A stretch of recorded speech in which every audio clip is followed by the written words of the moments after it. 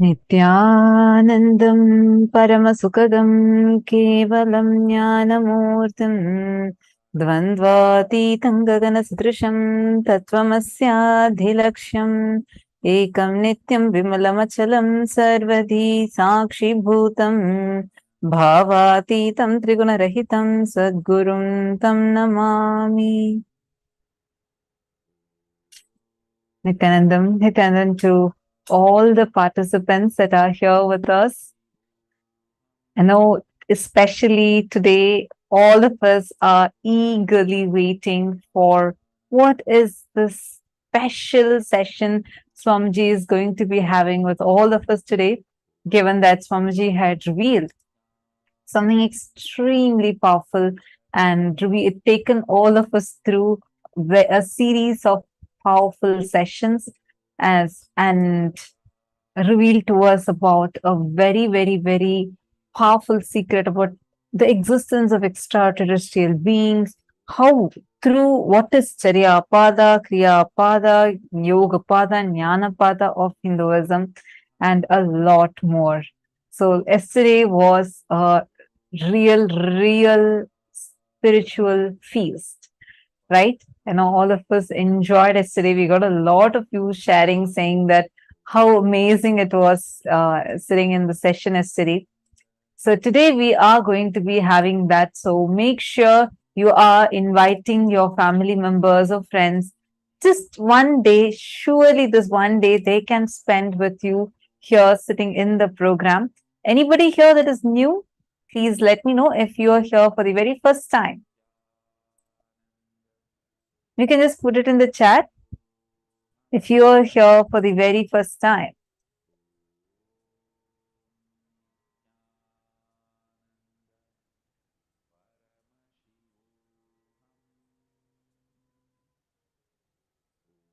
Ziang so thank you.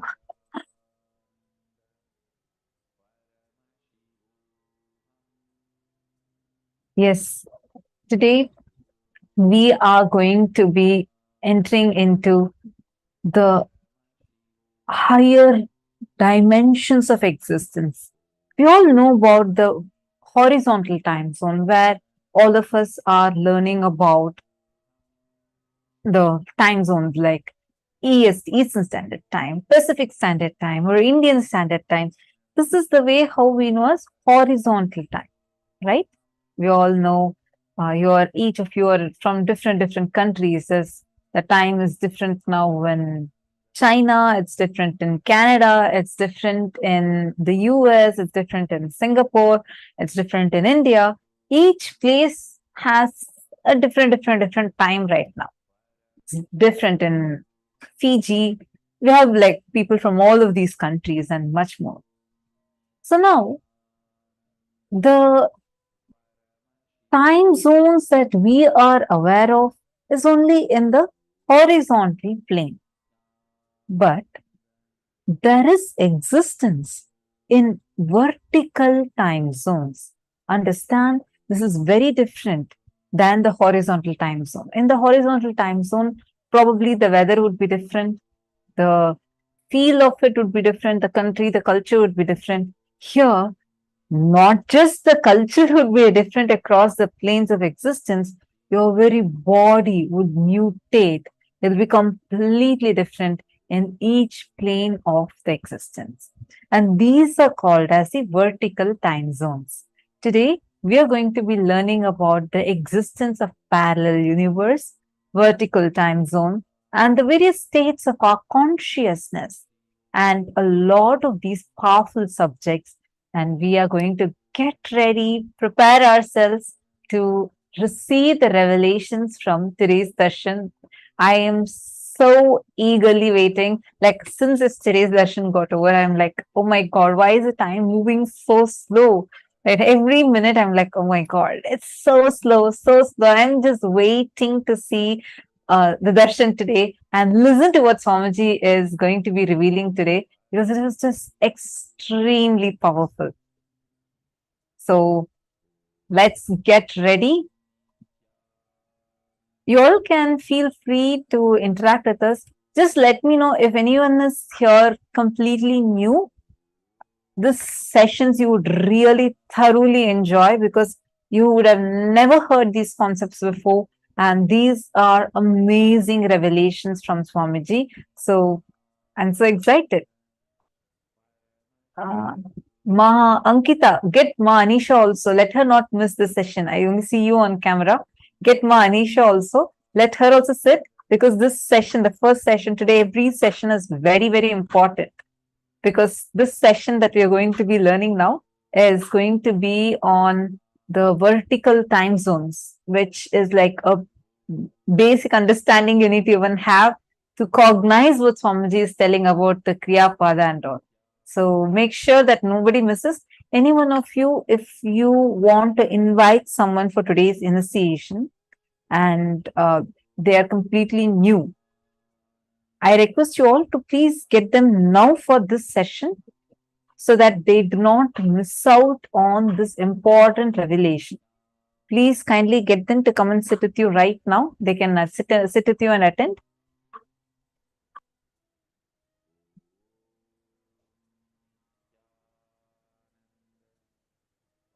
All right. Shall we start?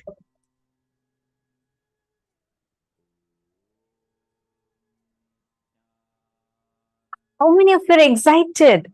I see very less messages today. How come? Usually the chats are flooded with excitement. Nithyanandam to all the participants. Today's subjects are going to be literally, you're going to learn the unit dimensions of you, the unit dimensions of cosmos, the Atma Tattva and Shiva Tattva. Both you're going to be learning. You're going to learn the secrets, the mysteries of the cosmos. And we are also going to understand about the existence of 11 dimensions, 25 states of consciousness, and 14 lokas. Let's get started. So any doubts if you all have, you can feel free to ask us during the session itself, and we would answer those questions. Now let's enter into our first session, where we are going to be learning about what are these vertical time zones.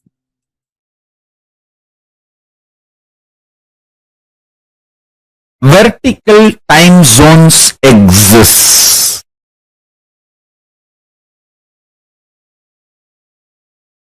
Please understand,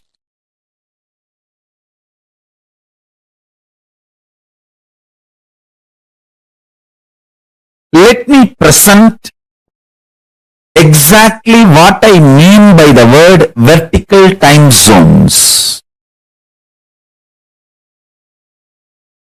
Then I'll try to share what is the need for us to understand about vertical time zones.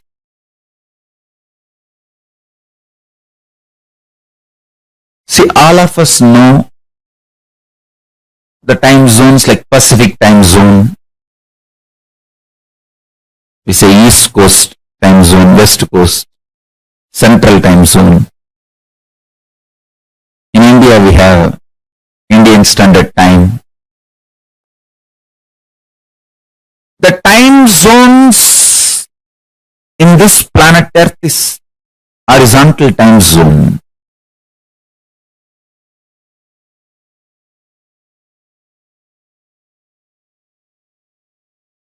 Based on the sunrise to sunset in this planet Earth, various countries practice different time zones.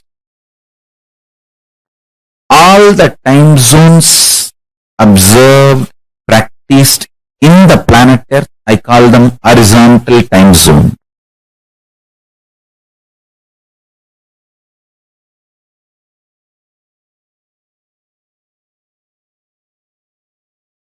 There is something called vertical time zone. What I mean by the word vertical time zone? What I mean by the word vertical time zone? For us, 1 year is 1 day for the higher time zone, Swargaloka.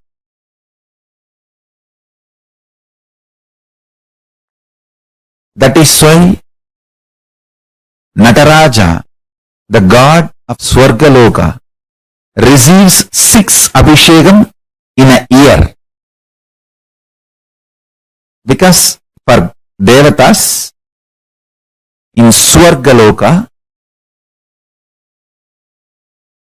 the 1 year of Bhumandala, Bhuloka, 1 year of planet Earth is 1 day in Swargaloka. There are vertical time zones, Bhur, Bhuva, Suva, Tapa, Satya.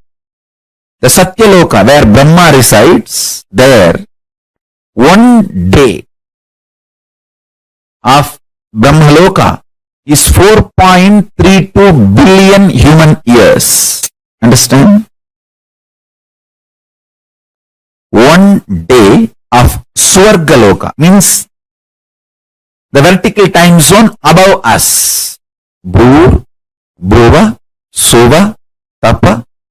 It goes and Satya, then beyond Satya is Vaikunta, beyond Vaikunta is Kailasa.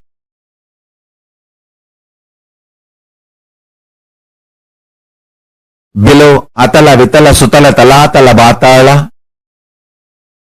Understand, I am not giving you some superstitious theories. No. I will give you precise understanding and experience of these vertical time zones. And understanding about these vertical time zones as a direct utility for your day-to-day life. It can bring tremendous physical health, mental health, psychological wellness, a very powerful way of existing, and above all, life of Paramashivam. You can exist embodying the space of Paramashiva, state space of Paramashiva, and manifest powers of Paramashiva. Understand? The idea you carry about you is very important because that is the foundation from which you manifest your life. Knowledge about the vertical time zone, especially experientially,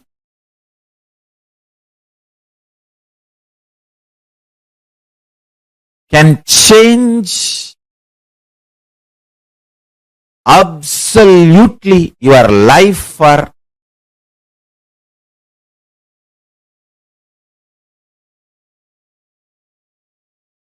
best, highest, supreme form of existence.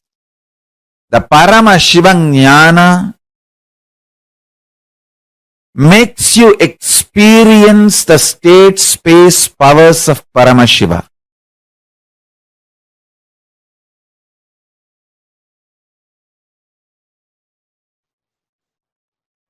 That superconsciousness entering into individual consciousness of you, your individual consciousness, and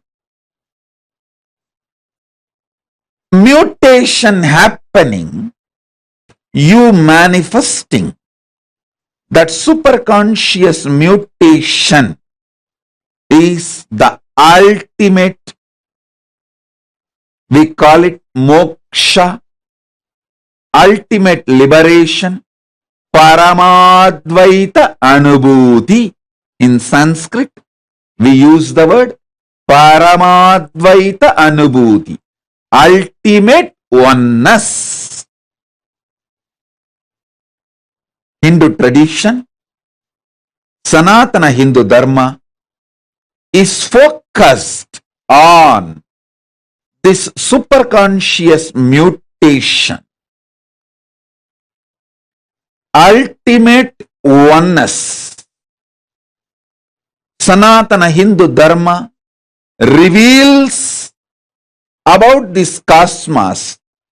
It has vertical time zones, higher worlds, Bhuva, Suva, Tapa, Maha, Jana, Brahma, Vaikunta, Kailasa, the higher worlds and the lower worlds, Atala, Vitala, Sutala, Talatala, Mahatala, Bhatala. I'll project a simple description diagram of these lokas. Understand? Sanatana Hindu Dharma, the Hinduism, reveals about the cosmos, the higher planes, vertical time zones, and the lower planes, both. Just physical mutation and mental mutation happens in the lower planes of the universe. But conscious mutation, superconscious mutation happens in the higher planes of the universe, vertical time zones of the universe. Here I am projecting a simple description diagram of the vertical time zone.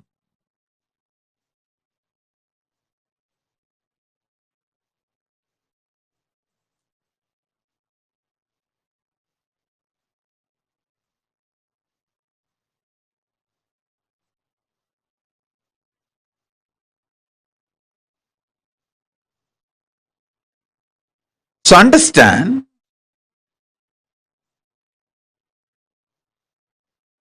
this is the rough description of cosmos revealed by Hinduism,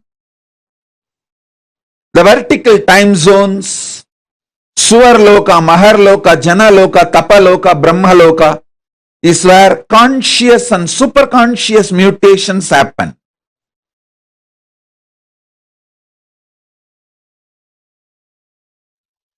Great news is, even while you are in this body, your parallel universe being exists in Mahakailasa. You can start importing products from Mahakailasa through that being into you. It's like you have a company branch in China, India, London. So you can get products from all those countries and get it to United States. You have your parallel universe personality in Nagaloka, in Tapoloka, in all the higher lokas and even lower lokas. Up to Kailasa, your parallel university personality exists.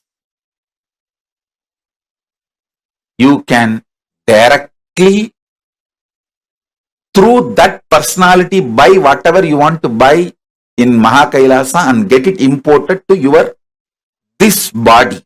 I am not telling you stories. I am telling you very powerful truths.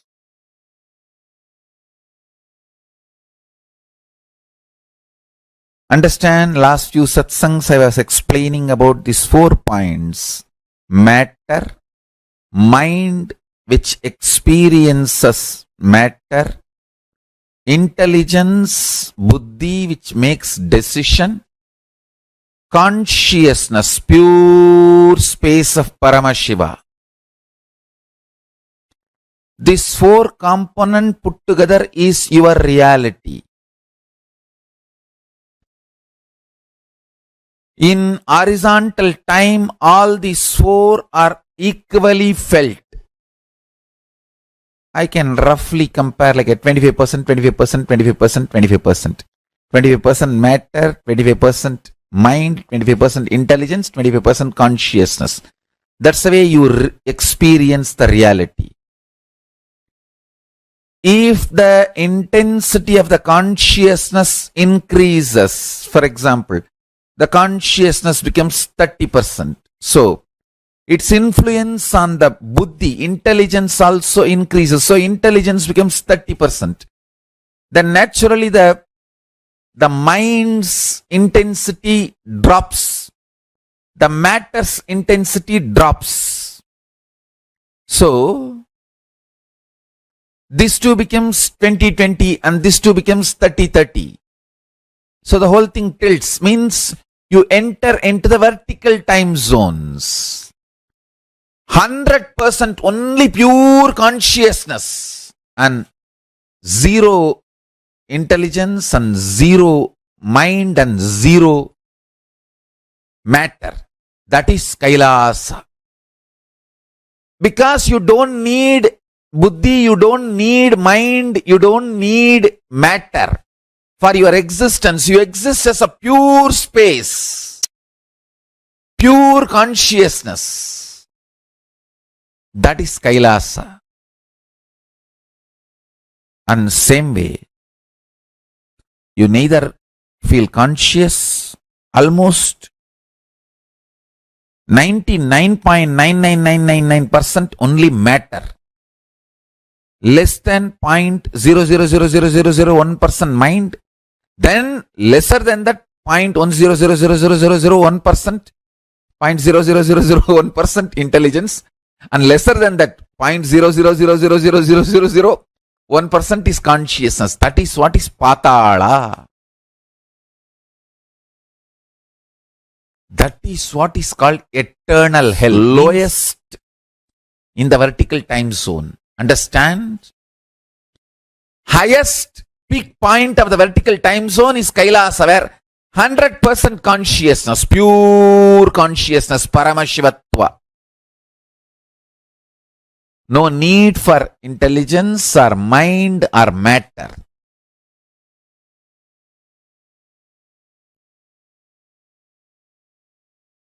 Then next is Satyaloka, where 99% is consciousness and 1% is divided into 33.33 is intelligence and 0.33 is mind and 0.33 is matter. I'm giving you all rough equations for you to understand. Then little lesser consciousness, Tapoloka. This is the way the vertical time zones are placed. Bhur, Bhuva, Suva, Tapa, Satya and Kailasa. The lower part, Atala, Vitala, Sutala, Talatala, Patala. Lower time zones.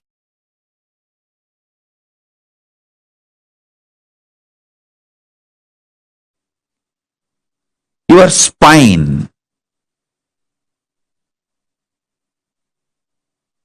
Your spine is not only hardwired, capable of fueled, charged to lift you off to different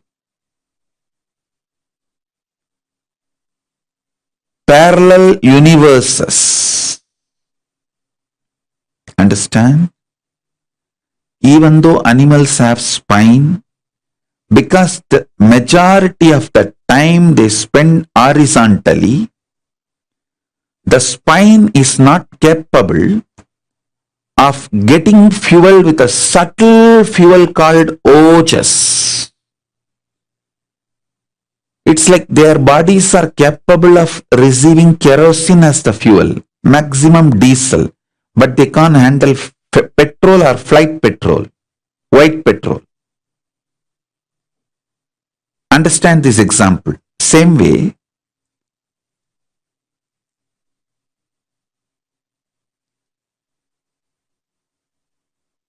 only the human bodies can handle due to the vertical spine. The fuel, like white petrol, traditionally the word ojas is used. The ojas need to be filled in your spine, and the kundalini need to be ignited for you to reach parallel universe and different vertical time zone spaces.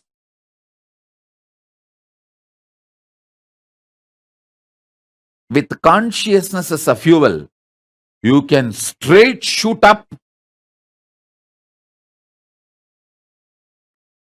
to the different time zones. Move to different time zones. See, if you go to the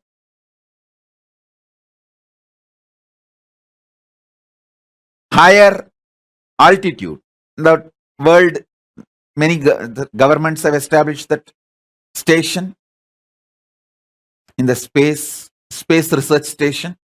If you go there, your body goes through certain changes, hair growth and whatever changes. Same way, if your body is lifted with a conscious empowered vehicle to the vertical time zone, it goes through superconscious mutation. That is why if you go to Indraloka, automatically you will have 4 hands. If you go to the Swargaloka, automatically you will grow 2 hands more. Because the superconscious mutation will happen. Listen. If you go to the space station, automatically your body goes through certain changes. Same way, if you go to the Swargaloka, automatically your body goes through certain changes. Because superconscious mutation happens.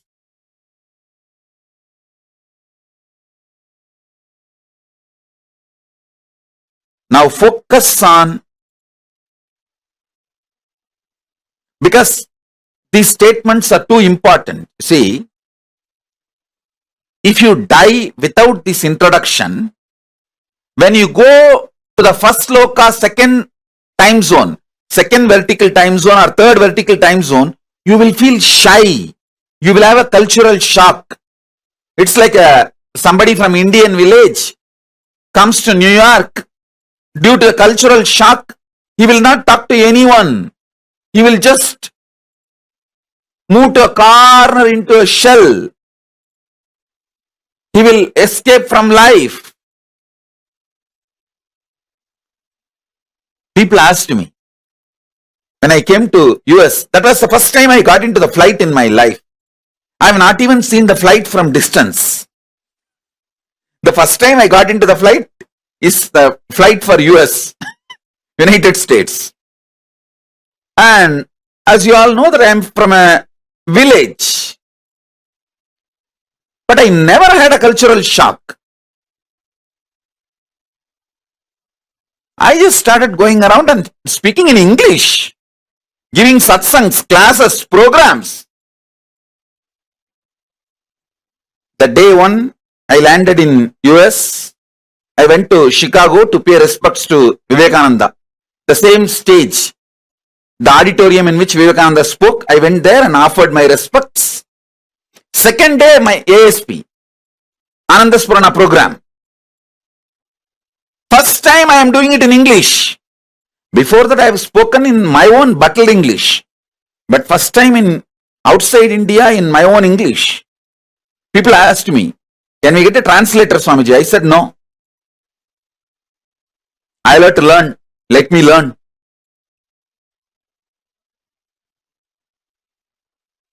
Not only in language, any problem. I did not have any cultural shock. All of you listen. Now initiation time. So no movements. Every word I am uttering is important for your soul to move through the vertical time zone when you are alive or when you after you leave the body. So listen carefully.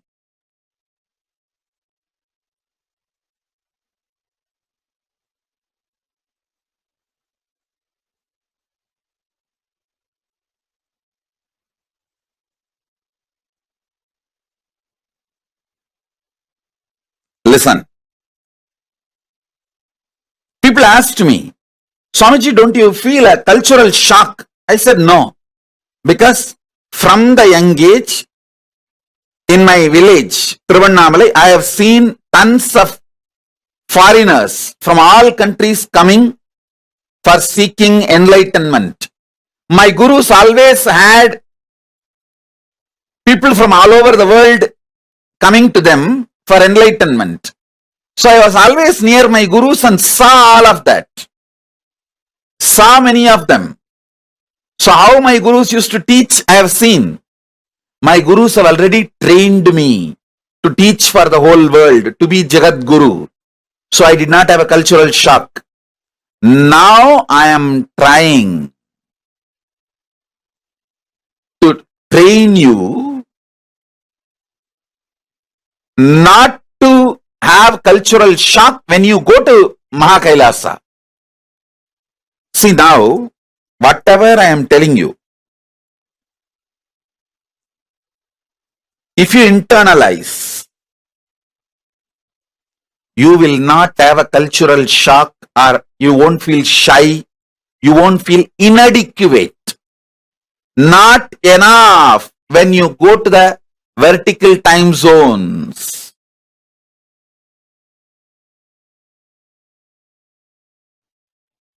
Elaborately, now I'll give this example so that I can help you to understand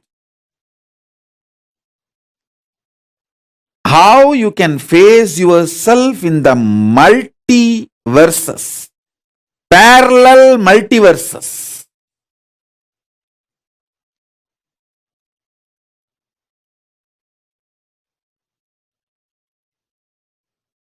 So for now, internalize this cognition. You exist in your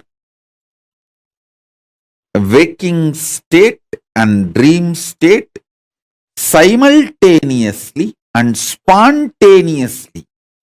That is why without any difficulty, you can just slip into that state, that body, that self, and come back to this state, this body, this self. Your biochemistry is naturally prepared for you to slip into these different states and different cells and experience different existence, different universes. In waking state, the universe you experience is different, and the dream state, the universe you experience is different.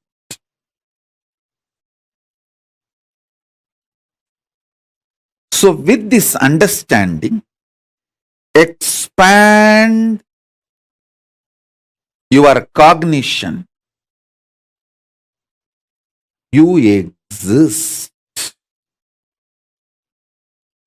in parallel multiverses like Suvargaloka, Maharloka, Janaloka, Tapaloka,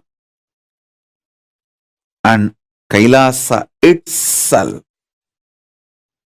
More than next to Tapoloka is Satyaloka, and beyond the Satyaloka is Vaikunta, the Parandama space. Satyaloka is the space of Parabrahma. Then the Vaikunta, Parandama space. Then Shripuram, Parameshwari's space. Then above all, Kailasa, above the Kailasa, Maha Kailasa, Paramashiva space. Kailasa is where all the Anga Devatas and Avarana Devatas, everyone lives. People who achieved the Salogya, Samibhya, Sarubhya, Sayujya, Mukti with Paramashiva, all of them exist in Kailasa. In Maha Kailasa, he alone exists. In Paramadvaita Swarupa, Paramadvaita Satya.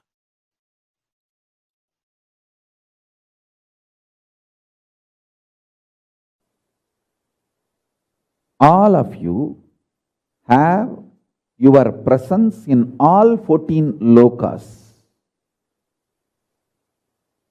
For example, in Nagaloka, there is a being with your face and snake body. I am giving you this as an example. In Tapoloka, there is a rishi with your face and the body of the rishi, Tapasvi. I'll give you one more example. In all 14 lokas, you have your bank account opened. If you are intense in your tapas, in your Tapoloka account, you have $1 million. If you are very shallow with your demonic attitude and aptitude, your demonic loka, the patala, your personality has practically zero money. Understand carefully. I'll repeat the example. All of you have your presence established already in all 14 lokas, the human body, human frame, is such highly evolved hardware, highly evolved framework. If your consciousness is matured enough to handle the human hardware, you already have your presence in all 14 lokas.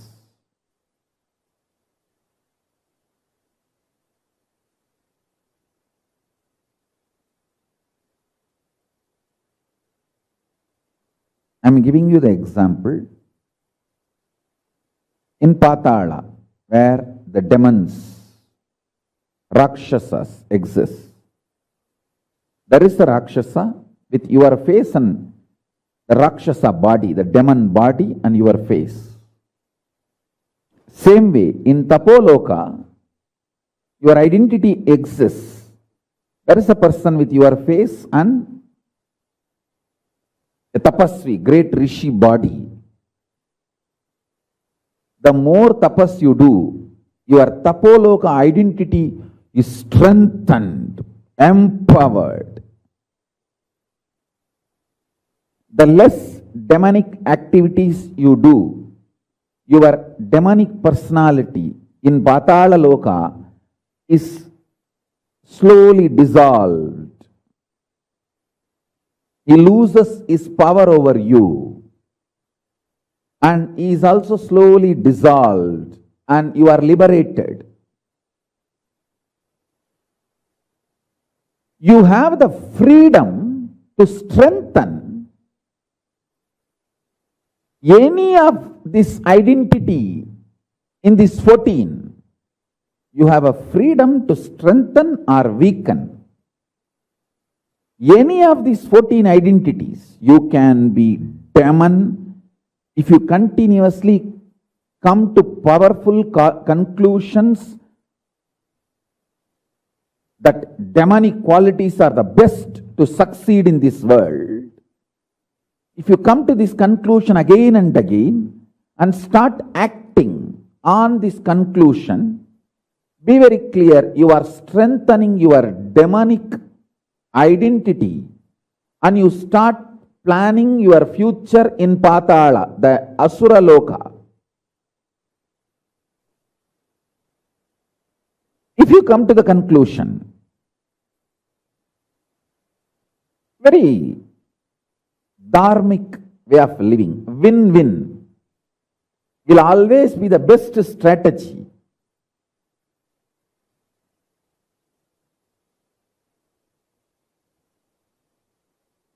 For success in the life, whenever you come to the conclusion, hey, I should also win, he should also win, that is the best strategy to achieve success in the life. And you start executing those strategies, those conclusions, then your personality in Swargaloka gets strengthened, and more your intensity in Swargaloka gets strengthened, and you start manifesting your future time in Swargaloka. And if you feel tyaga, giving up, vairagya, the absolute tyaga is the best strategy for success. Your personality in Tapoloka, highest zone, your identity in Tapoloka gets strengthened. That gets empowered. And naturally your future starts manifesting in Tapoloka. So each of these loka opens up for you based on the powerful conclusions you arrive, based on the actions and activities you do. So understand this truth deeply, so you can start manifesting not only the highest zone, Tapoloka, Satyaloka, all that, you can manifest Kailasa itself. Pure integrity, absolute integrity to Guru and Paramashiva.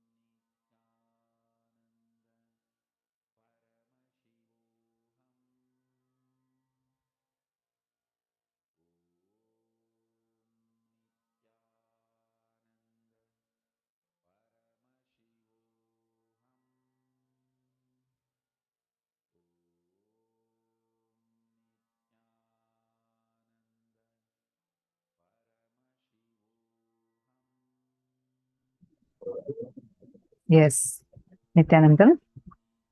So beautifully, Swamiji had revealed to us about how, like, the existence of horizontal time zone, we have something called as the vertical time zone.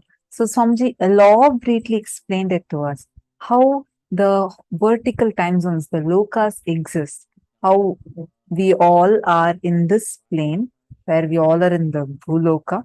Then above this is bhuvar loka, suvar loka. So every loka, so beautifully Swamiji had explained it to us. Now, we are going to be understanding about this little more deeply. If you have any questions, you all can post it and you can ask. And I request all of you to intensely participate in this. Feel free to ask because you understanding the vertical time zones is too important for today's session. Kriyapada itself is connecting with the gods and goddesses existing in the vertical time zone. Actually, actually, please understand, right now, all of you, as all of you are sitting here right now, you exist in the 14 lokas. Listen very carefully. There are like, we have planet Earth, Mars, Mercury, Jupiter, different planets, correct? And all the planets, like if you travel horizontally, you go to the different planets.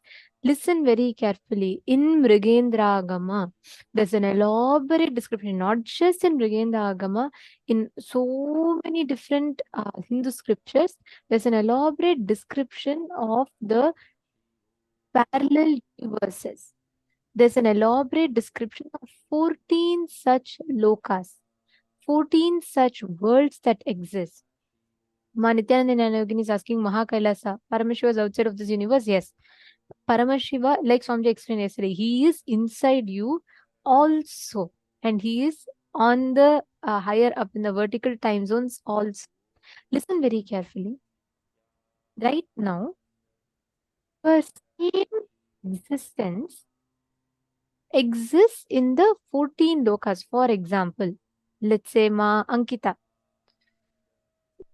Your face with a human body is in Bhuloka, correct? That's what we all call as Bhuloka, planet Earth. Your face with a Devata's body, which means 2 extra hands and 3 eyes, all of it, that superconscious mutation exists in Svargaloka. Your same face with a Rishi body exists in Tapoloka. Your same face with a snake body exists in Nagaloka. All of you listen to this carefully. Each of us exists in all the 14 lokas right now. There are 14 versions of you in all the 14 lokas. In the lower loka, your same face with a in the Asura body is in the Patala, Atala, Vitala, Sutala, Rasatala, Talatala, Mahatala, Patala, all the 7 lokas down. In the Naga Loka, your same face with the snake body exists, which means you exist in all the 14 lokas. The face, why face, because face only is our identity. When we close your eyes, if someone says, remember you remember your face before even you remember your body. Because face is what we closely associate as our identity. So with the face only, we realize, recognize, cognize ourselves. So we exist in all the 14 lokas with the same face but different bodies. Okay, I have a very beautiful question from Pavan K. Aya has posted. Ma, it looks like that even in the loka we are in, the Bhuloka is part of the 14 vertical time zones too. Except that here we are measuring time in a different unit of time as compared to other vertical time zones. For example, 1 year here is 1 day in Swargaloka. Now, my question is the way we have different places in Bhuloka that have a slightly different reading of time based on where the sun is, are there such different places in each of the other vertical time zones where different places in the same vertical time zone level that has slightly different reading of time? For example, in Bhuloka. In India, if India is 10 a.m., then Los Angeles is 9:30 p.m. and so on. Like that in each of the various other vertical time zones, where the unit in which the time is measured is different. Are there places where time reading is different in different places? Beautiful question. See, first thing, when we say Bhuloka, let's have a better understanding of this Bhuloka plane first. Does it mean just this planet Earth? No. Bhugol is different, Bhuloka is different. Bhumandala is described as flat, Bhugol is described as round. When we say Bhugol, meaning it's round, our rishis describe how our Earth, planet Earth, is round.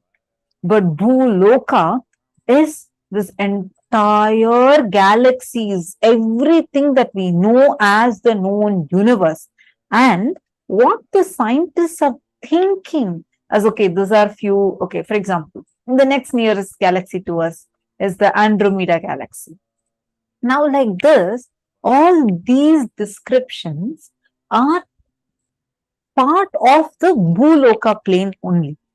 So, why I'm saying this is because the time reading is different here and completely different in the moon, right? Like you see, the moon's days are much, much, much faster. Now, you need to understand this a little deeply. The other planes of existence also have various lokas within them. For example, Vaikuntha Loka has Vaikuntha Loka and Goloka inside it. The Swargaloka plane is not just one, like, how they show in movies, like fully cloudy and just like how I have seen in movies. Based on that, I'm saying they'll show that there's a big city that's floating on the sky, and that's shown as Swargaloka. Swargaloka is an entire universe. It's not a city or a country or even a planet. It is consisting planets.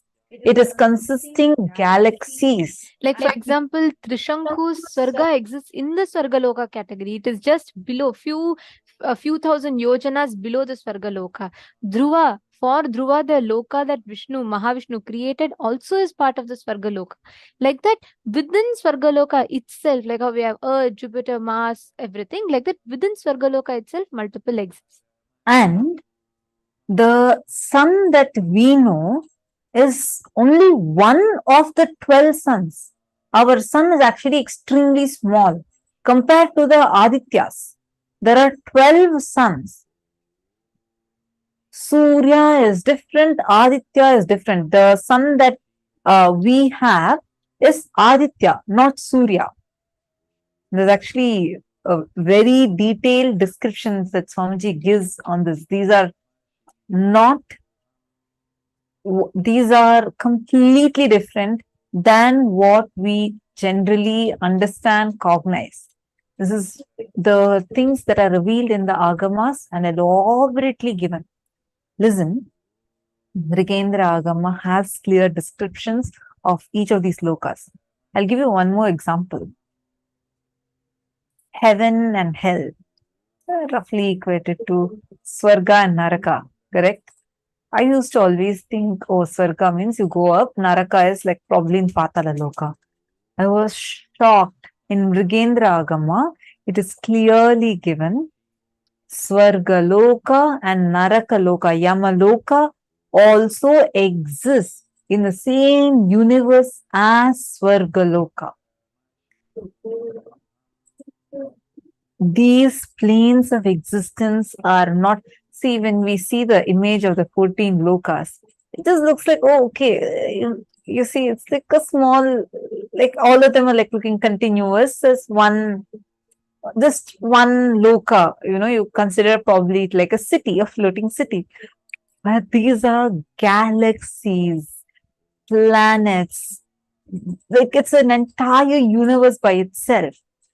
like as Nithyananda was mentioning, the Dhruva Loka, the universe that Mahavishnu manifested for Dhruva, is an entire universe. And that again is part of the Swargaloka, Goloka, where Bhagavan Krishna resides eternally. That Loka, where Bhagavan Krishna and all the devotees of Krishna, they don't go just to Vaikuntha. In Vaikuntha, there is a separate loka called Goloka. Same way, Hayagriva exists. Each avatars of Vishnu as Varaha, the Varaha avatar of Vishnu even now exists. He has his own universe within the Vaikuntha Loka. I know it's like, what? There is actually a lot of it which we all don't understand. When we go and worship a deity, the gods and goddesses exist. They exist physically in their respective parallel universes. Devi Parashakti exists as Adishakti in Shripuram, simultaneously exists as Parvati, as Parameshwari. She exists in Kailasa. Mahavishnu, Pavanaya, if you are able to listen and understand, please let me know. Because I'm only seeing your camera is black, so I can't really see you. So let me know if you are listening to the answer. Okay. See, one more thing. The existence of each of these deities, one of the most, like, I'm still cognizing it, is Swamiji revealed how Parandama, as Mahavishnu Parandama, exists in Vaikuntha. Vishnu exists in Swargaloka. That's why in Bhagavad Gita, Bhagavan Krishna reveals Adityanamaham Vishnu Jyotisham Raviram Shuman. He says, out of the Adityas, I am Vishnu. He does not say that the Vishnu that is existing in Parandama space in Vaikuntha. He talks about Vishnu in Sargaloka, who is part of the Adityas.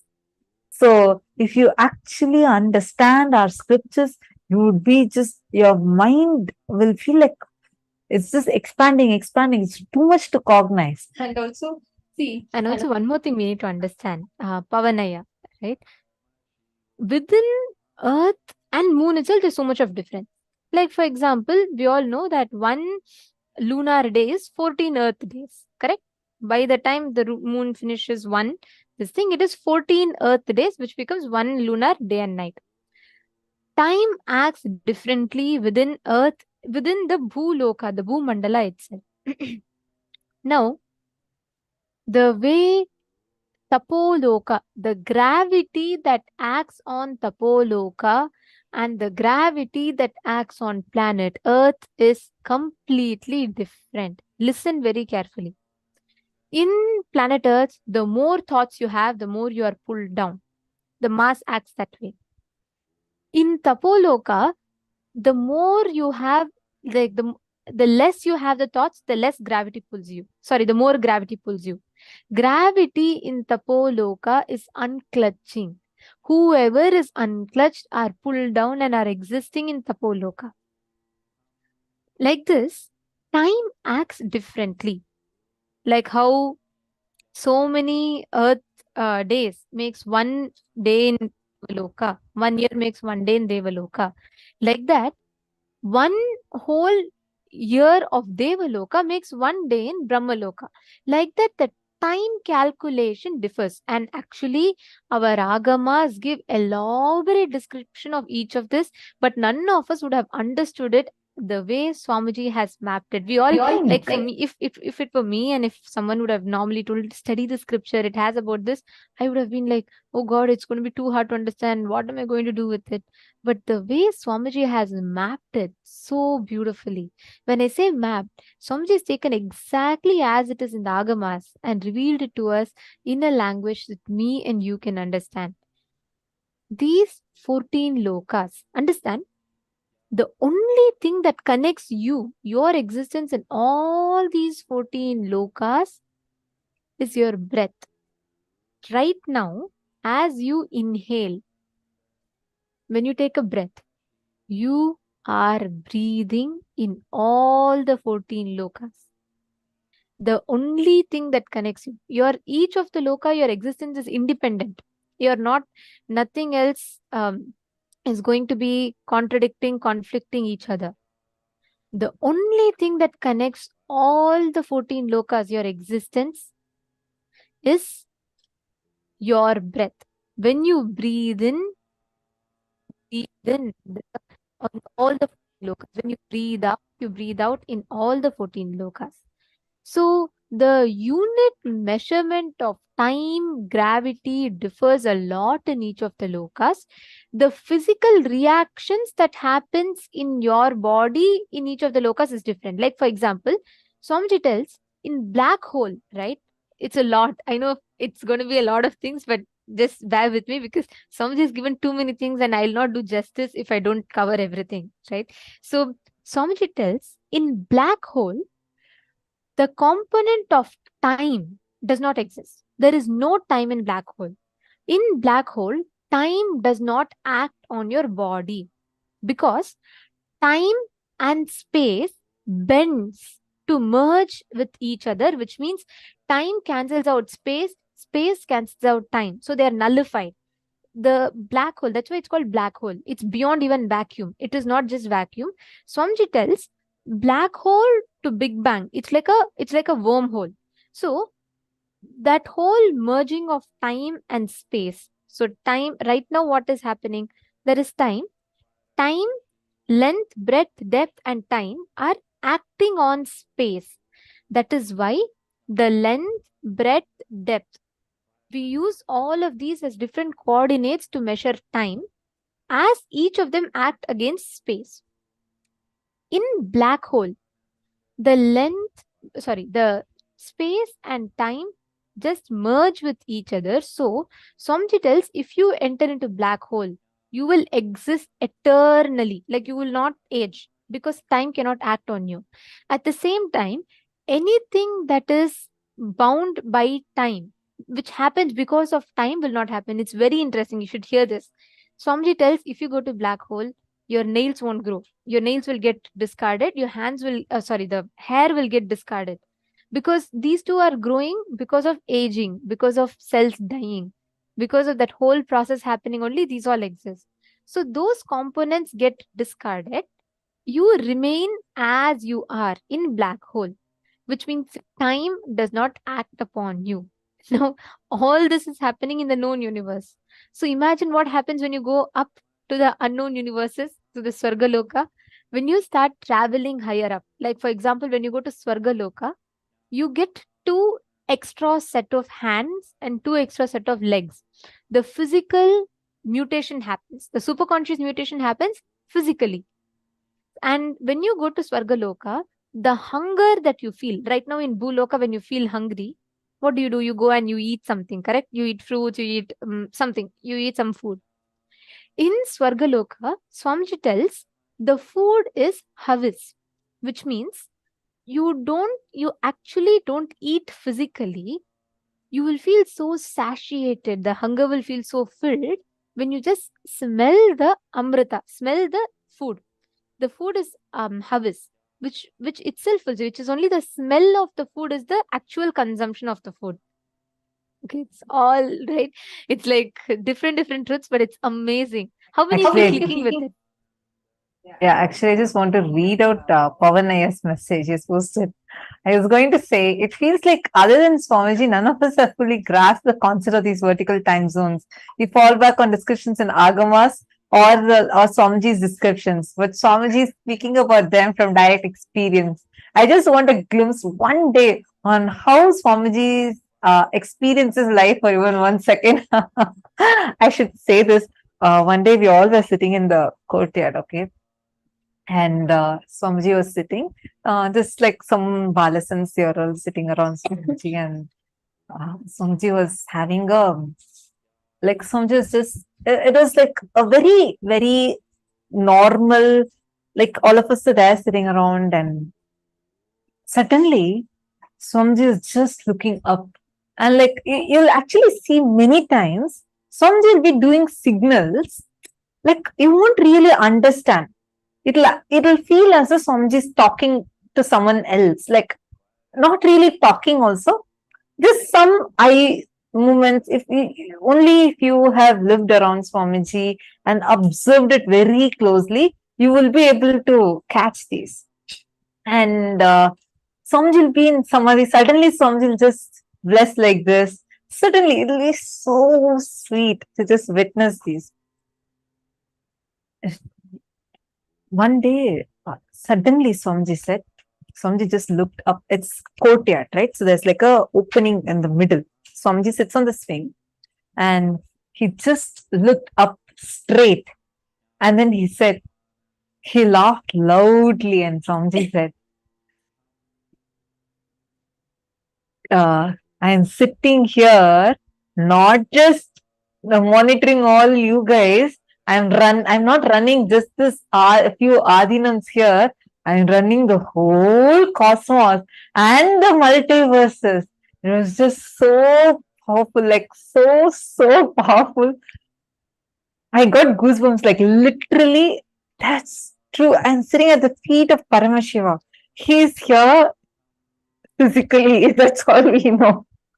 He's ruling the whole cosmos.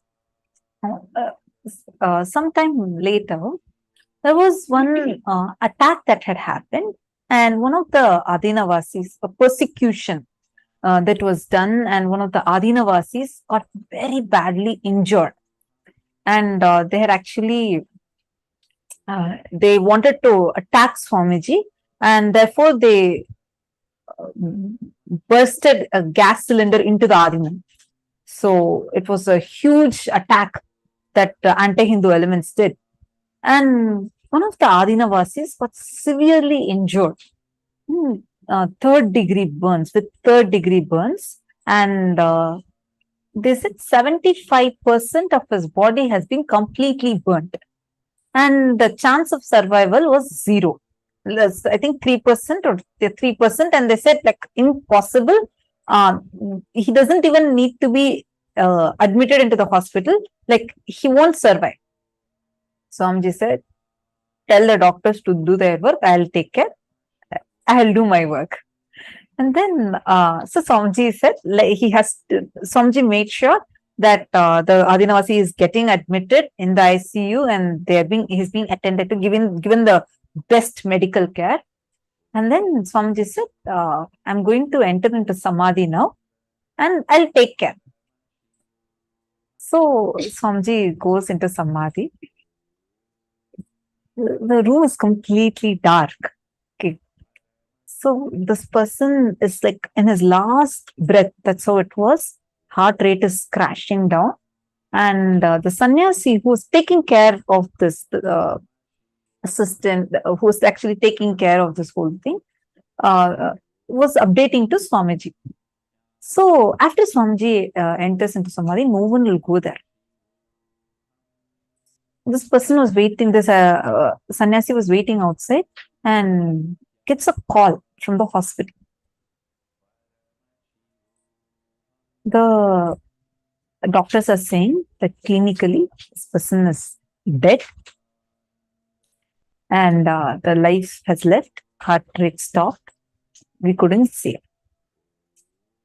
So the sannyasi immediately rushed to inform Swamiji. And usually you're supposed to, tell, because Swamiji will be in high samadhi state. You won't be able to handle that. Tell and then only go. But like, because it was such an emergency, the sannyasi rushed inside.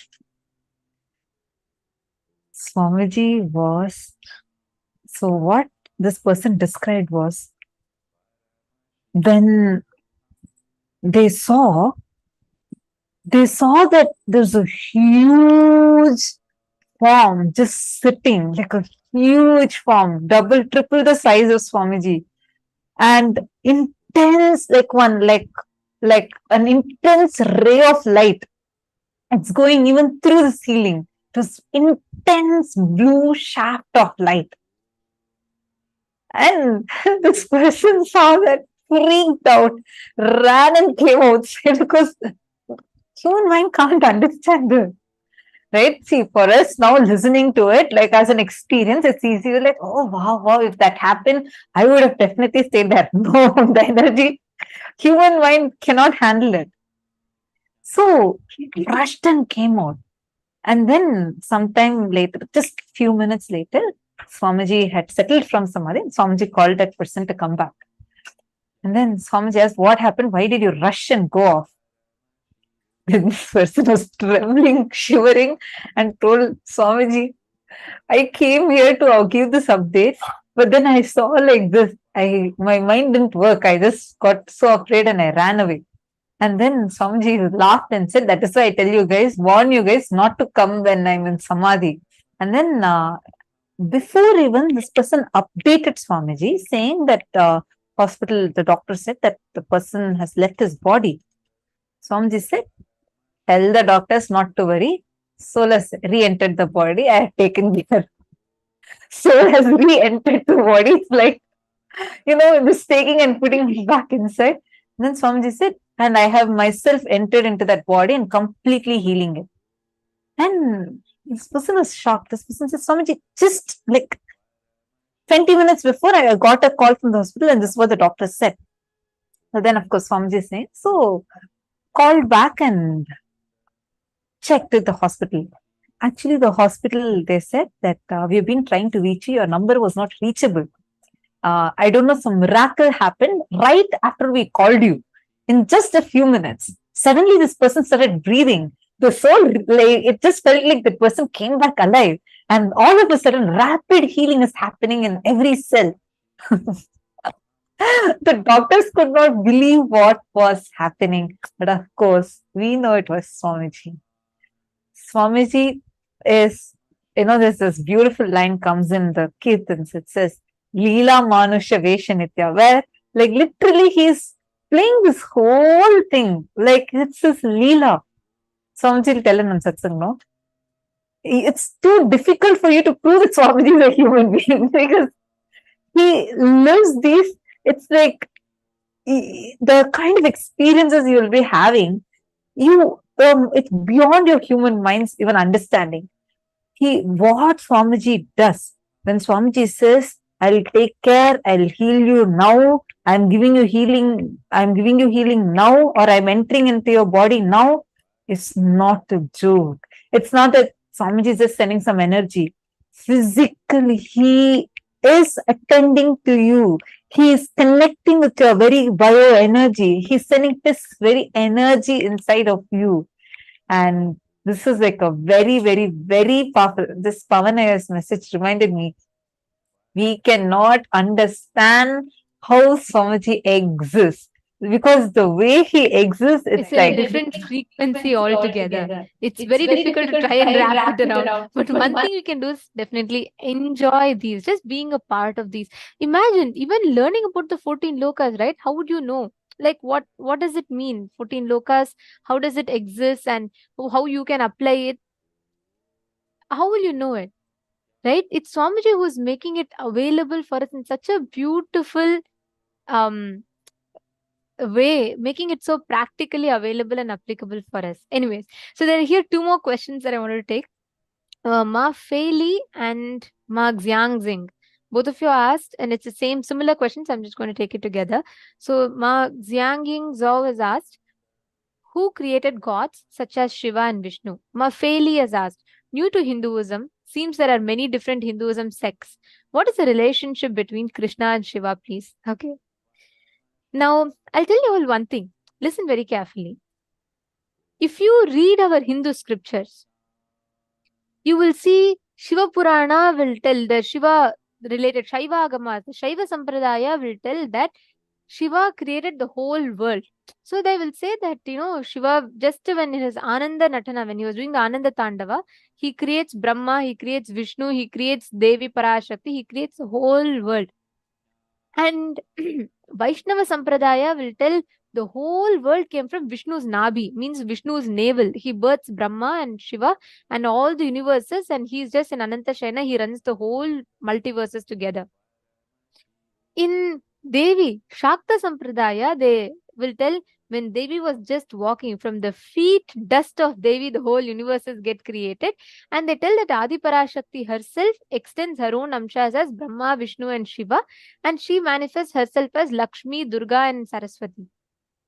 Understand, if you try to find out the creation of gods, you are not going to get this thing for it, because it is too powerful for you to understand. So once someone asked Swamiji that, which is true? Each sampradaya is telling one, Swamiji, it's conflicting with each other. Swamiji laughed and Swamiji said, because human mind is too stuck in binary. We only will want one at a time. We want it only clear, fulfilling our logic. We can never understand the scriptures. When Shaivagamas tells Paramashiva created the universes in his Ananda Tandava, it is 100% true. As true as Vaishnavagama's declaration that whole universes, even Shiva was created by Vishnu. And it is very true when they say when Devi walks from her Hiranya Garbha, all the universes get created. It is not conflicting with each other. The truths come from absolute Paramasatya, the Paramadvaita, that the whole logic that is revealed is multidimensional logic. All of them ultimately lead you to one experience, the experience of Advaita. Whether you connect to Devi, then follow the Devi Shakta Sampradaya. You connect to Subramanya, you connect to youth, valor, and power, follow the Kaumara. You connect to that whole love, romance, follow the Vaishnava Sampradaya. Whether you connect intense like Tyaga, Tapas, or joy of life, connect to the Shaiva Sampradaya. Each aspects of Hinduism is given for you to experience Advaita. That's the goal. To realize you're one with the divine. For that, however you want to connect with the divine, all those options are available to you. So you will have, in Hinduism alone, you have like a huge pantheon of gods. You have 33 crore gods. If they are not enough, you want to create one more god, even that much permission you have. You can create your own god, you can worship. You can worship, if you want to have a sect where you want to deny the existence of God, you want to deny the existence of deities, Hinduism gives a separate sampradaya for that also, called Nastika, who don't worship God in form of deities. Everything is given to you. So what I will tell you is, ma faili. If you try to understand all that, you're going to go all over the place, because still human logic is not mature enough to understand that. What you can do is, God himself has come down as Guru. Enjoy him. That's all. Paramashiva himself has come down as Guru. Just connect to him. He will make you experience the ultimate. Can anyone else tell you? See, can someone who has never been, like, it's like this. It is like saying that a blind person, trying to explain a blind person how the world will look, nature will look. No, nobody can do it. If you have, someone can give you the sight and give you that one glimpse, only they can teach you how nature looks. So you are trying to understand something without knowing what it is from people who are not the right resources for you for that. Swamiji can give you the glimpse. So just connect to Swamiji will give you the glimpse. Okay. And also there was one more question pertaining to the 14 lokas. Yes, Ma Nithyananda Jnana Yogini is asking. Ma, I have a question. Our ancestors can be different in different lokas. Like, for example, my deceased father can be in Pitru Loka and mother can be in different loka, and other ancestors also. All deceased beings, the waiting lounge for all the deceased beings is Pitru Loka. They don't go to any other loka unless they do tapas. Like, for example, certain beings, Swamiji will say, I will liberate. They'll rest in Kailasa. All those beings directly go to Kailasa. It is like if you have a VIP pass, you'll have that VIP waiting lounge. You'll have a VIP lounge, right? It's like that. So having the initiation, that is what is Shiva Diksha and Vishesha Diksha. If you have received Shiva Diksha, you will not go to Pitruloka. You will directly go to Kailasa. Shiva Bhutas will come and take you. So you will not go to, you will not have the normal procedures. You'll have a VIP pass. So there was one more question.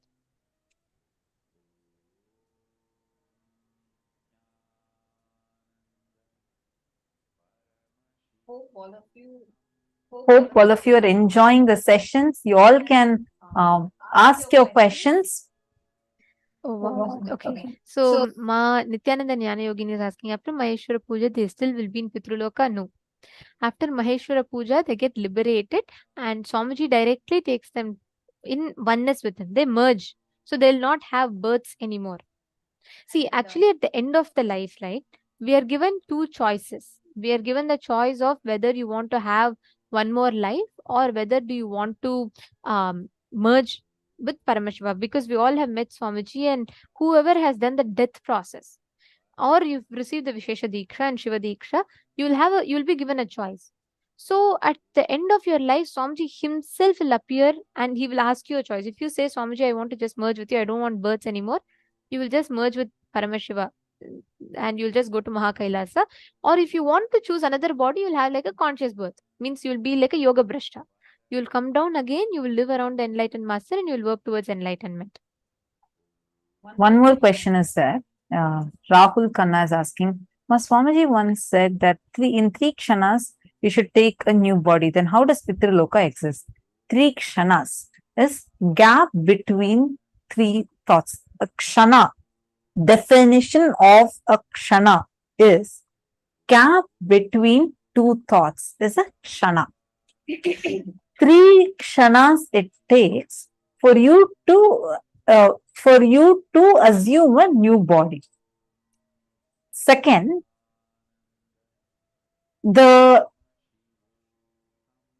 every being has certain amount of time that you need to spend in this body.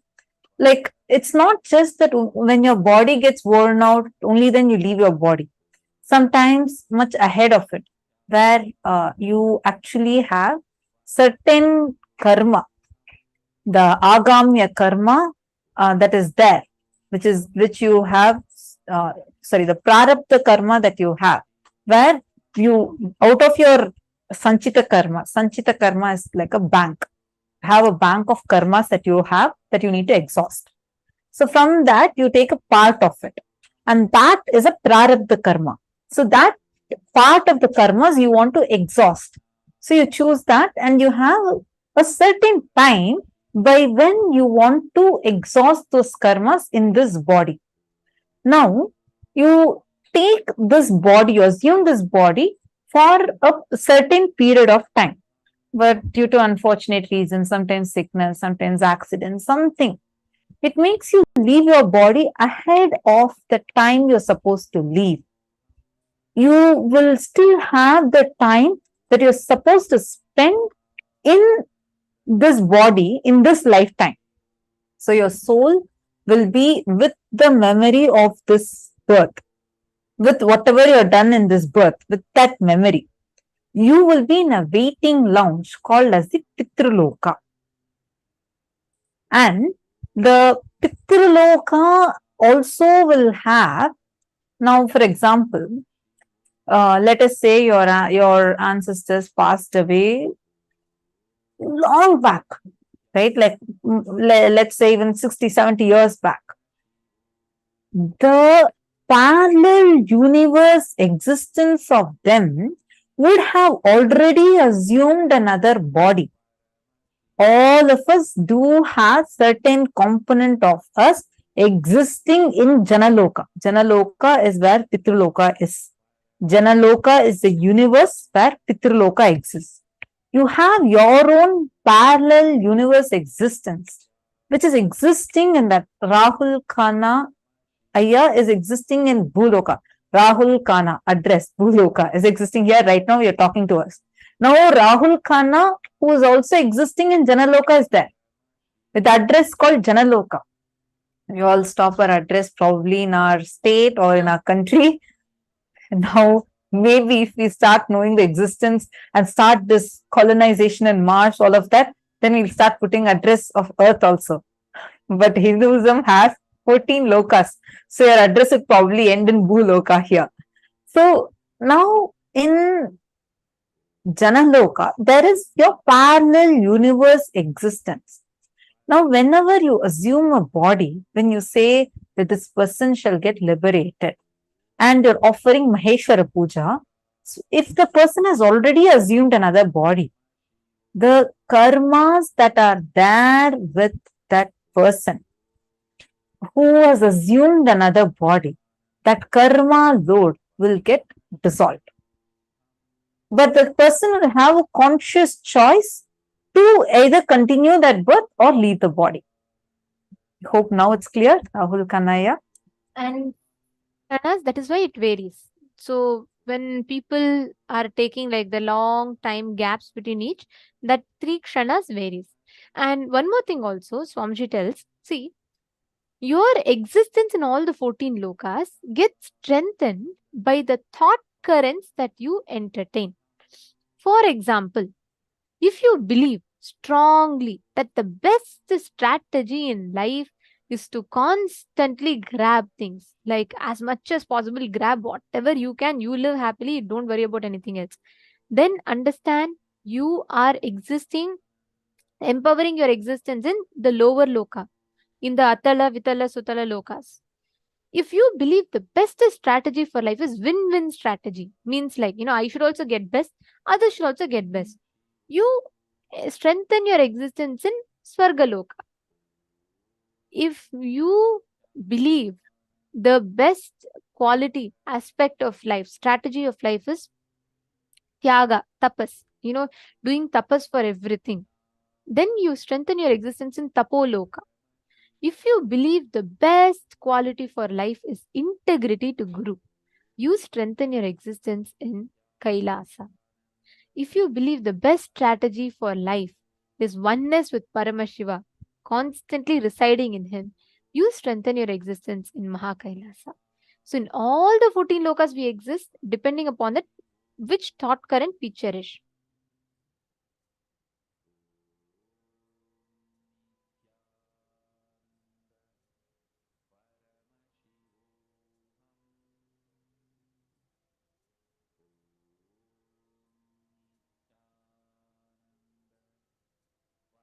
This, what all of you are seeing now, is the Shastra Pramana of what exactly Swamiji had revealed, right? This is from Mrigendra Agama.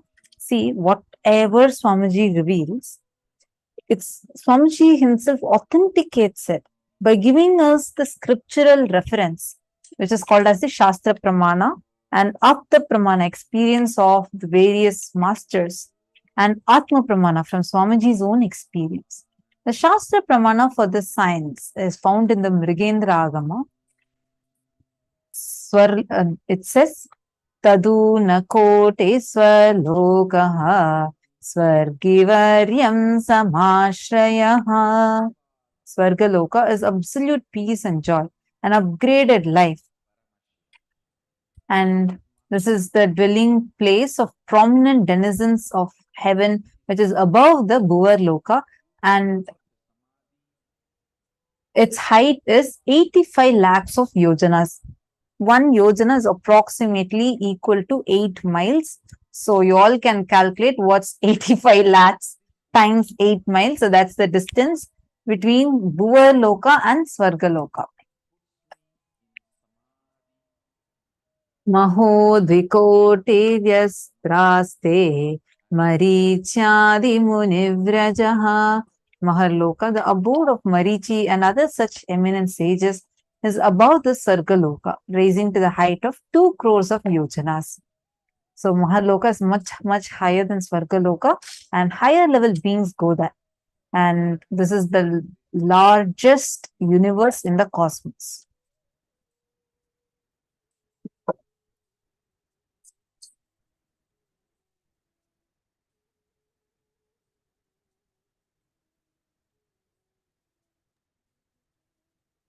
Our agamas have described each one. It's so beautiful, right? The next is Janaloka. Janaloka is a vertical time zone where you can exist in multiple bodies at the same time. Anyone who experiences Janaloka loses all violence because you exist in everyone. Actually, Janaloka is where all deceased people go to. Please understand, Janaloka is where Pitruloka exists. Like how in the Bhuloka, Mars exists, in the Bhuloka, Pluto exists, in the Bhuloka, Mercury exists. Like that, in Janaloka, Pitruloka also exists. So it says, Janoshtakotischa Pitrujagushjanashrayah. Above is the Janaloka, where Pitrus, ancestors, and the sages such as Jahnu and others are living. Its height is 8 crores of yojanas.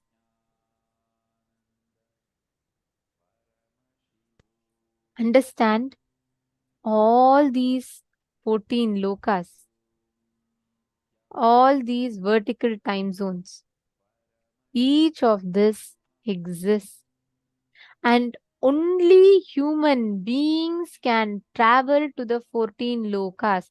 Listen very carefully. This is something that I wanted to share.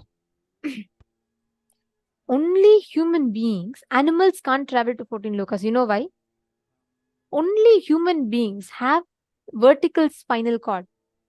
Only human beings have the spine straight, because of which only human beings can travel to the 14 lokas. Other animals, because most of their life they spend their spinal cord in horizontal manner, they do not have the ability to travel. We have a unique fuel called Ojas. The Ojas, the Kundalini energy, which is fueled by Ojas, takes us to the 14 lokas. And how there are certain vehicles, like for example, airplanes, you can't use normal petrol for them. They have something called as white petrol. That's the fuel for airplanes. Rockets have a completely different fuel. Like that, the fuel for you to travel to the multiverses is Ojas. Ojas is that fuel which gets more and more awakened when you when your Kundalini Shakti gets awakened in you. Ojas is the fuel for us to be able to travel to the higher dimensions. And Swamiji also very beautifully explains in Swargaloka, the Devatas can only do right. Like he can, like for example, Indra has to drink the Somapana, has to enjoy the dance of Ramba, Urvasi, Menaka. He has the freedom only to change probably the steps of their dance or which one to dance. That's all. But he cannot change the dancing or the Somapana. All these he cannot change. And from Swargaloka, there is no direct flight to Kailasa or direct flight to Vaikunta. No. Every time they want to travel, like they want to exist in the, they want to travel to the higher lokas, they need to come to Bhuloka, because only in Bhuloka we have the freedom to choose between right and wrong. You have the freedom to choose wrong or right. It's up to you. That is why in our Puranas, if you see, when Indra does a mistake, he comes to Bhuloka to do the tapas. Understand, all the lower lokas. If you go to the lower lokas, you are bound to only do wrong. Asuras can never do right. By the very flow of its existence, the law of life of the lower lokas is they are bound to do only wrong. The law of life for the higher lokas is they're only bound to do right. They cannot do wrong. Means it's not like by choice. They just don't have that choice. They can only do right. Only Bhuloka is the plane where the individual free will has the power to choose between the right or wrong. Even for someone from Tapoloka to go to Kailasa, they should come to Bhuloka, and from Bhuloka, they should go to Kailasa. From someone from Janaloka to go to Tapoloka, they should come to Bhuloka and then go to Tapoloka. That, like how we have these flights, right? We have these, what do you say? The layoffs. In between, we have the layover, right? So you come to one place, you have the layover, and then you connecting flight. So you go to the other, you continue your journey. Like that, sometimes these layovers are a choice when we fly, but for people in the vertical time zones, it is a must. They have to come and they have a layover and then they go to higher lokas. This is the law of how it functions. How many of you have seen that, like, for example, this is the linga worshipped by Devi. This is the place where Indra came and did penance. How many of you have heard of these? Indra came and worshipped here. This is where Devi worshipped. This is where this person worshipped. Like where Brahma came and worshipped. We hear these, right? We go to those temples. You see these places. Why are there so many places where gods and goddesses came down and did penance? Because only in Bhuloka that this is the connecting airport for every flight to any other loka.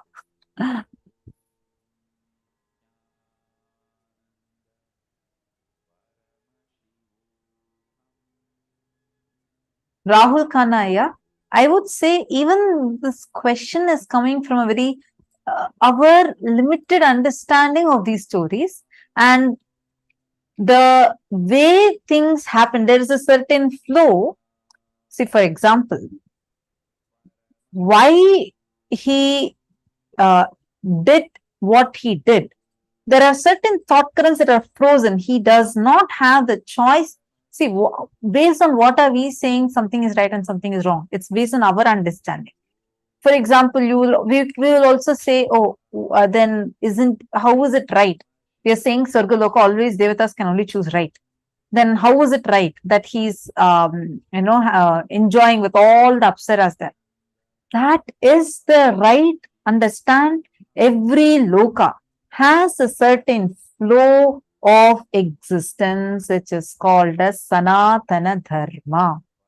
In World Peace Day, Swamiji revealed this. Every loka, every element, every being has certain flow of existence as Paramashiva wants, as Paramashiva intended them to be when he created them. That is called as the Sanatana Dharma for that loka, which is very different from what it is for Bhuloka, which is very different. In Bhuloka itself, it's very different. For example,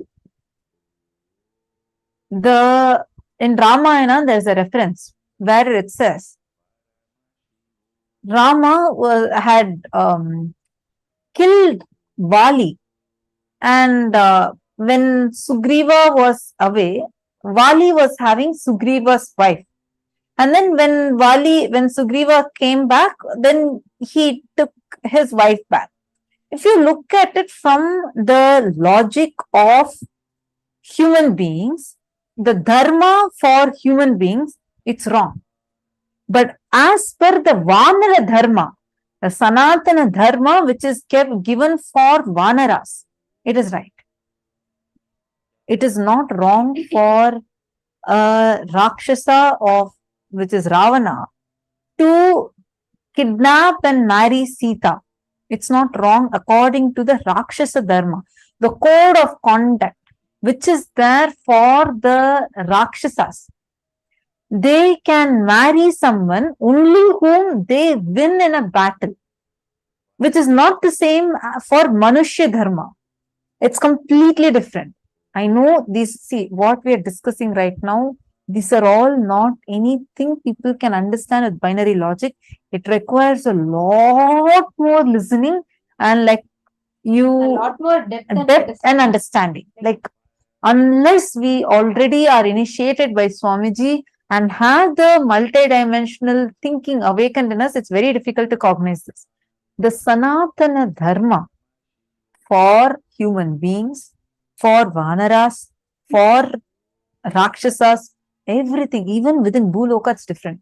So, the understanding of what is right, what is wrong is very different. We need to understand it contextually. So, for right now, let's just understand this much, because that is why Rama cannot kill Ravana just because he kidnapped Sita. You're understanding? This very, very, very, very different. Aya has also posted, very true, Ma. These questions are what people asked me when I was talking about Hinduism. I didn't have answer. No problem. I really appreciate your sincere participation. I also do see that you're clicking. See, when I was explaining, you were clicking with it. So I do know that being initiated by Swamiji, you are already having the multidimensional thinking awaken, which is why you're able to grasp all these, the understanding. So I was just telling, so we understand that we need to answer it contextually. So if you just study the story and look at it from the context that Devatas can only decide what is right, you'll be able to get the answer for it based on the context that is there in the story. Question. Ma Nithyananda Jnana Yogini is asking, Ma, which is the biggest universe in the cosmos? It is Maharloka. Maharloka is the largest universe. And where do the 9 planets exist? In what lokas? Navagrahas are energies. Navagrahas are not the 9 lokas you see in Bhuloka. It's not that, Mercury, Venus, Earth, Mars, Jupiter is all 9 lokas. No. The Navagrahas are the 9 energies, the cosmic forms. Each of them have their designated places of existence. They exist in Swargaloka, some exist in Kailasa. Each of them have their designated places of existence. So the 9 planets exist in their respective this thing as energies. Their energies, like what do we say? Like for example, in planet Earth, one of you had asked about the Buddhist place. Right, I forget the name.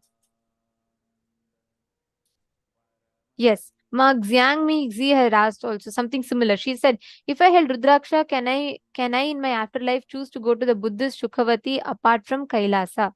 Listen very carefully, Ma. Xiangmi Xi and Ma Jnana Yogini. Similar answers for both. In in the Bhuloka, planet Earth, certain places are portals to parallel universes, like shortcuts. For example, Swamiji says Shangri-La is true. Shangri-La exists. Shangri-La is one of the portals to parallel universes. Kailasa, we all Hindus go to a place called Kailasa, right? We all like Mount Kailash, correct? So, Mount Kailash is a physical place that exists, but Mount Kailash is not where Paramashiva lives. Mount Kailash is a portal to the parallel universe. Like, for example, if you go to Mount Kailasa and if Paramashiva chooses to allow you, that portal opens up to the Mahakailasa, where you can straight go to Paramashiva and see the Kailasa, have the darshan of Kailasa. So, each place is a portal to a certain parallel universe. For example, if you go to Venkatachalam, Tirupati, you literally like a wormhole will open up for you to go to Vaikunta. So each of them exists and acts as an airport for you to travel to a certain lokas. Shangri-La exists, Tapovan exists. Each of them are only a portal to the parallel universes. So the place Sukhavati is the portal to the parallel universes. So you can go, you don't even need to wait for afterlife. If you're intense in this life to connect and experience oneness with the cosmos, you can go experience that place and it will open up only to the people who are ready to travel. Like even now, thousands of pilgrims go to Amarnath, Kedarnath, thousands of people go to places like Kailash, Mount Kailash. But not everyone have the physical darshan of Paramashiva. Only those who are mature enough, who qualify for that, for them Paramashiva will open up that plains. Okay, and then go ahead. Sorry, Akash Geronimus has asked, how many miles is 1 yojana? Approximately equal to 8 miles. Yeah, it's 8 miles is the approximate value. Okay, I think a lot of questions. I think a lot of questions have come. We are trying to do our best to answer them as much as possible. Ma Isk also has asked a question: where we start when we assume human body? Are we ascending from lower lokas to higher lokas? What does determine to be able to ascend? And is there a guru in every loka? And how they got the higher lokas? By being in this loka before, or just manifested in that particular higher loka? Okay, so there are many questions. First, we'll take a few minutes. We are going to project a table, seeing which first you'll understand the thought currents that you need to have. This will also answer, I see one of the Chinese male participants, the name is in Chinese. You're asking what can we do with the knowledge of these lokas and how to make it stronger. This table, this particular table we're showing you right now, will help you a lot in this. Take a few minutes and note down this table. This will show you each loka, what is a thought current and who lives in those lokas.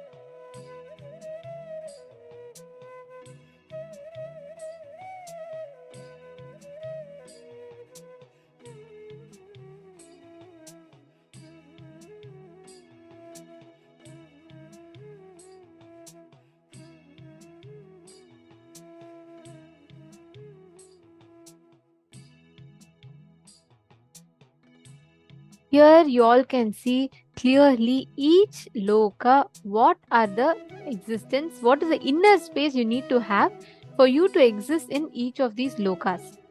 Right? Now, all of you listen very carefully. The parallel universe existence of you gets strengthened, empowered. Which you want to empower is like a conscious freedom and choice that you have. Now, this will provide a very beautiful understanding. I think we have had like a lot of time with question answers. Almost 1 hour has passed, and I still see so many people asking questions. So we will do our best to answer all of your questions through the day. Okay, so through the day, you all can ask different questions. Each of you can ask your questions through the day, because as we learn more, we'll get more answers. So don't worry, I still see many questions, and it's really nice to see all of your participation. I do want to keep answering more and more because so many questions are coming. Keep listening, as and when you have questions, feel free to ask. And after the session, also, if you still have the same question, you can top up your question. Now we are going to enter into the next session, where Swamiji is going to be describing about who is Bhagavān Sadashiva Murti, the darshan of whom we are going to have today. Swamiji is going to be describing about Sadashiva Murti and the Panchakrityas, meaning when we say God, we only understand it as generator, operator, destroyer. But God is not, in Sanatana Hindu Dharma, God is not G-O-D. He is G-O-D-D-E-L, Godel.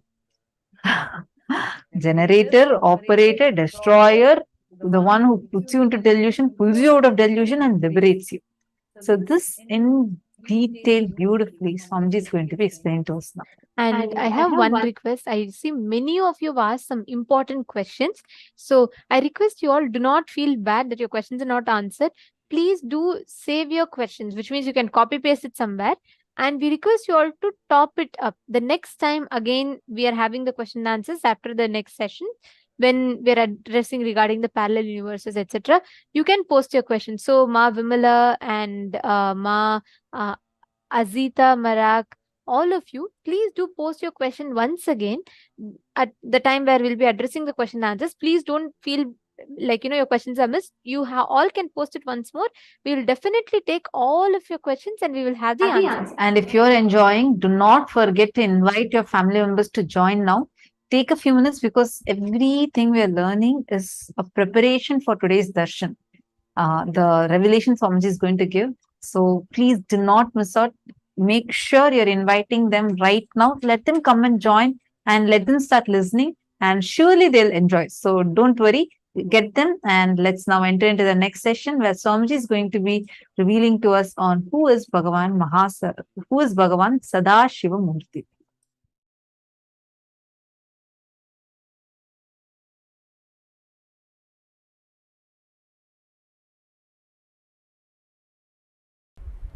Without realizing your astitva, perception is incomplete expression of the experience.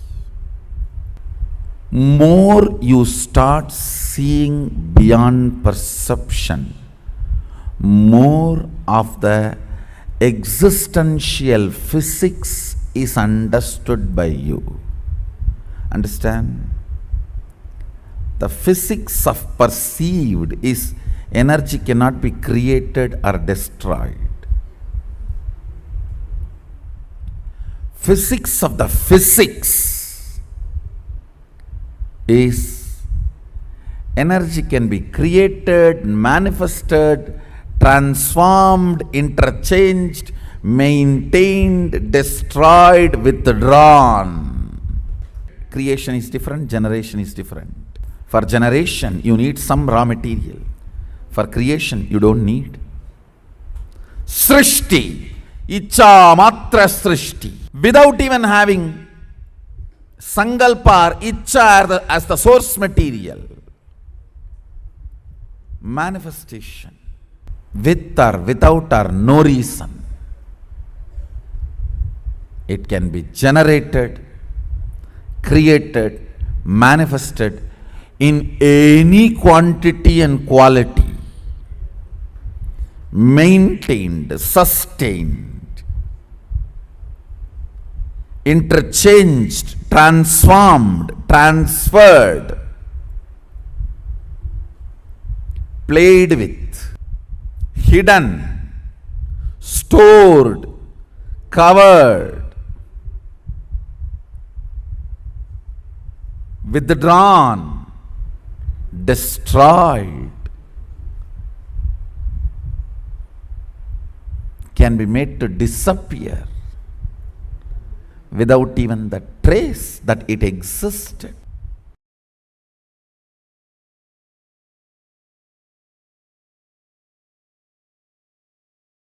Understand these two principles.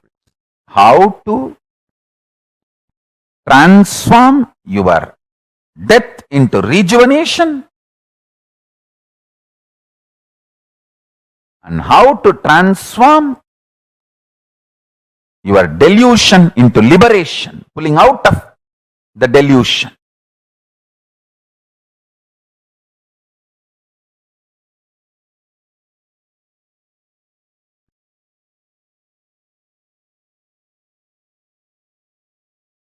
The fear of death is an unusual, abnormal, irrational fear of personally dying or somebody who is part of you, they dying.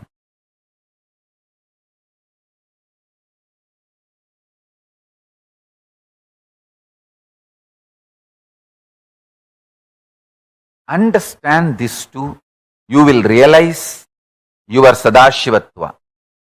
Creation, sustenance, rejuvenation, getting out of delusion and liberation.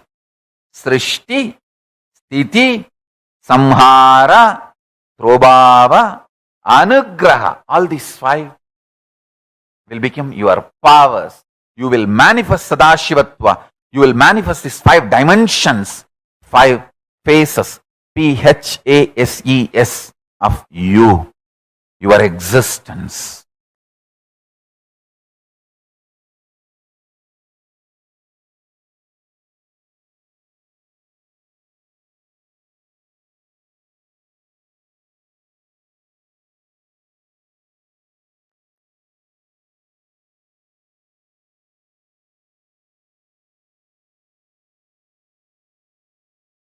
I tell you,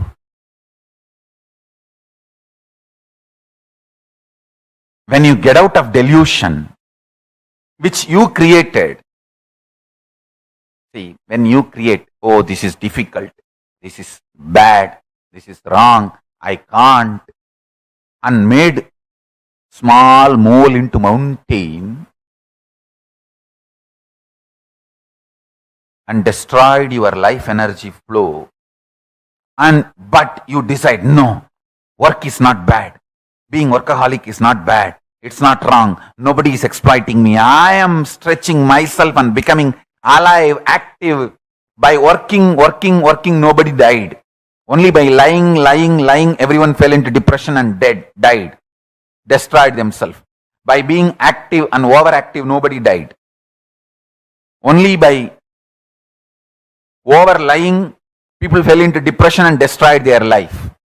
When you realize and go on declaring, hey, I am working, it is good, it is life positive, and get out of that laziness even once, you will gain so much confidence to declare the highest realities of you and stand up to it.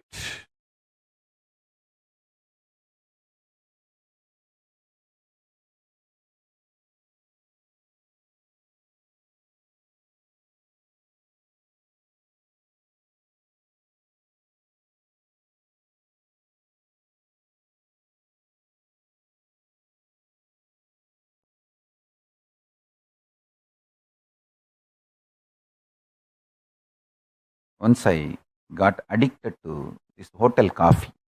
In Thiruvannamalai, there is a hotel, Udupi Hotel. My guru, Raghupati Yogi, used to take me every day, morning, and give me that coffee and take me for the yoga. I got addicted. And morning when I get up and come with my guru, first thing I'll say, get me coffee, I'll tell. After a few days, I myself understood I am becoming addicted. Then I asked him that how to get out of this. He said, just go and tell 3 people that I hate coffee, I don't want to drink coffee anymore. To my mother, to his wife, my guru's Raghupati Yogi's wife, and Udupi Hotel owner. All 3. Only these 3 will give coffee for me. He told me, go and tell all these 3 people that you hate coffee and you don't like coffee, you don't want coffee, it's bad. I did it. I saw all 3 stopped giving me. In 2-3 days, I even forgot coffee. Listen, really this happened. When I started declaring, telling, first time when I told my mother I hate coffee, I don't like coffee, neither she believed nor I believed. But second time when I went and told my guru's wife, she thought maybe I am a little cranky and my mood is not good. Or her husband would have told me to do this because she knows all the trick. Even if you are a great enlightened Siddha, your wife knows all your tricks. You are not beyond your wife. Your wife is the bigger Siddha, bigger person than all your enlightenment. And she knows all his tricks, all his techniques, all his methods. So she thought maybe he only told him to do this. That time when I went and declared to that hotel owner, Udupi Hotel owner, I also started believing and he also started believing. I tell you, that's all.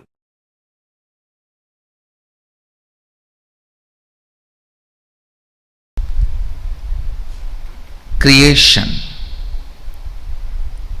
operation,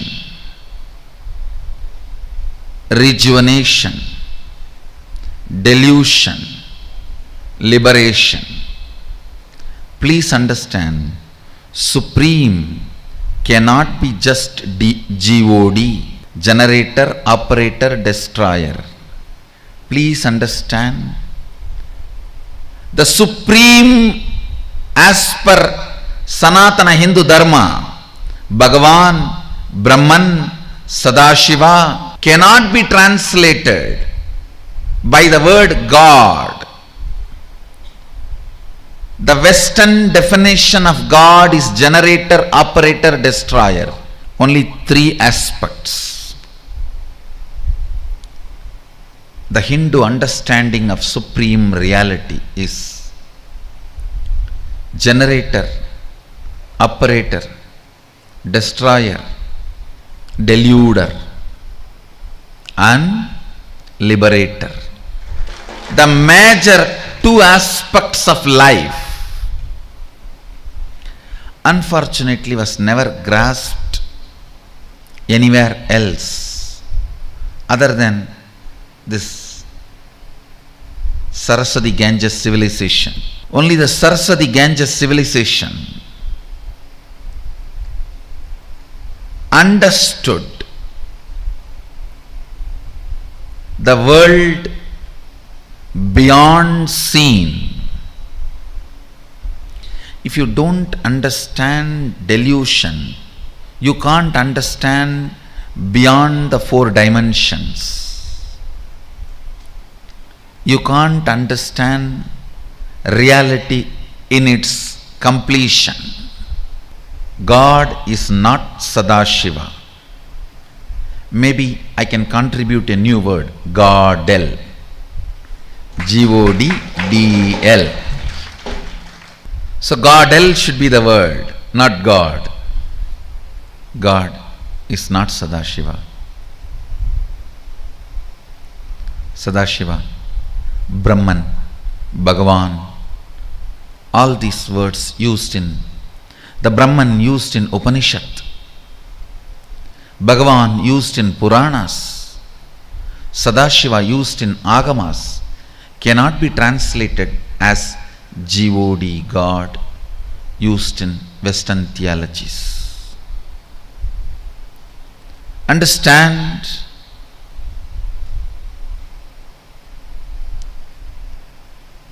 These 5 aspects of Sadashiva in the manifest form is called Ishvara, unmanifest form is Avyakta. Even this 5 is only the manifest form of Godel, Sadashiva.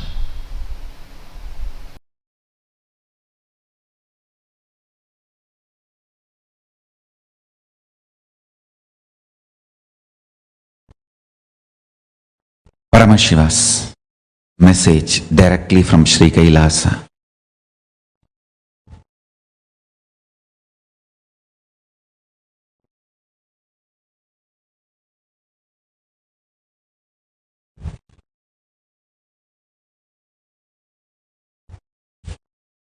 Existence of Ishwaratva is nothing but the decision to own up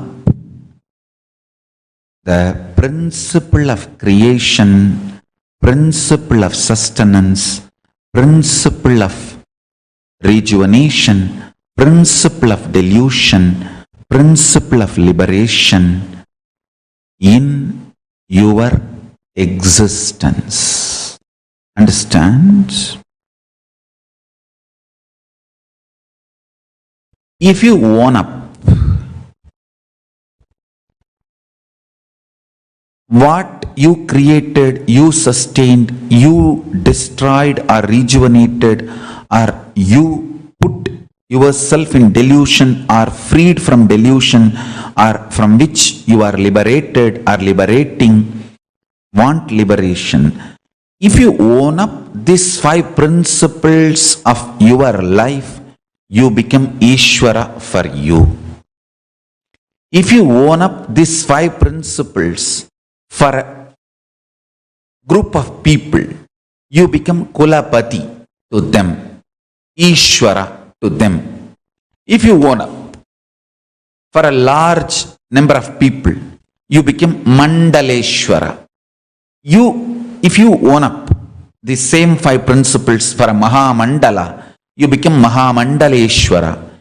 If you own up these 5 principles for the whole universe, you become Ishvara of Brahmanda. That's all. Principle of existence of Ishvara.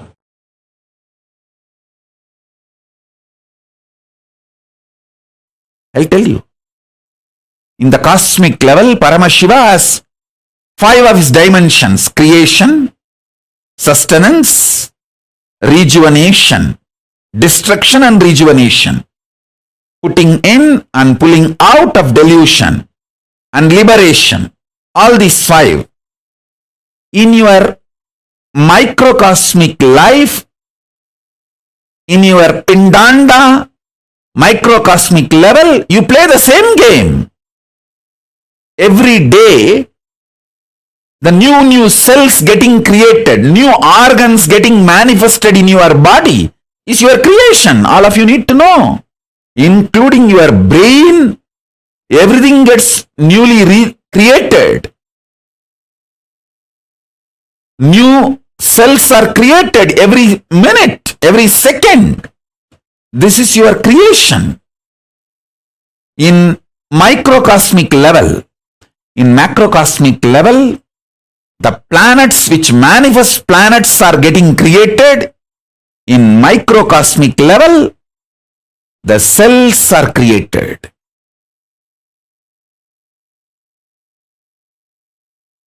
In the macrocosmic level, whatever is created is continuously getting sustained in microcosmic level. The body you create is getting sustained. The life you manifest is getting sustained by you. You continuously breathing, inhaling and exhaling, keeping you alive is sustenance, maintenance in microcosmic level. In the macrocosmic level, destruction, rejuvenation, samhara is black holes swallowing big bangs. In the microcosmic level, the old cells getting killed and new cells getting formed is rejuvenation, samhara. In your body, in your microcosmic level, pindanda level. Same way, in the Brahmanda level, the delusion is cosmos creating deluges, pralayas to rejuvenate itself, clean itself. I told you, this year, not just corona, there are so many other natural calamities.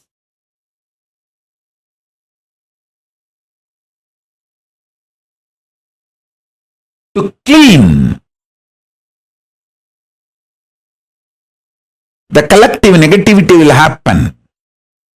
This deluge, pralaya, will clean up a lot of collective negativity. You can see the heat wave all over the world.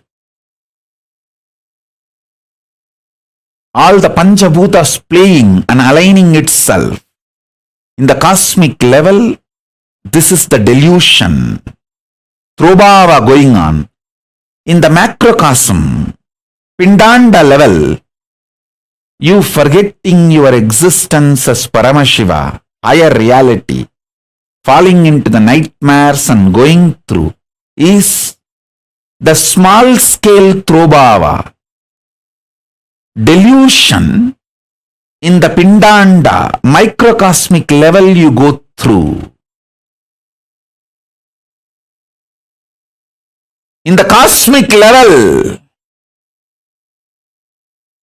Brahmanda level, liberation, anugraha is Paramashiva himself manifesting as this Nijavadara Nithyananda and making this Kailasa happen.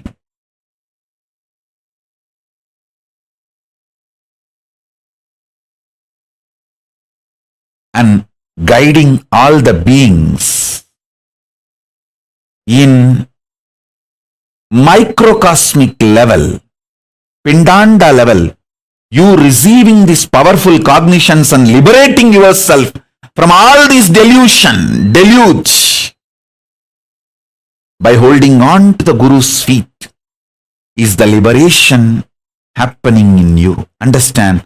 Whatever is happening in Brahmanda, macrocosm, is happening in your pindanda, microcosm.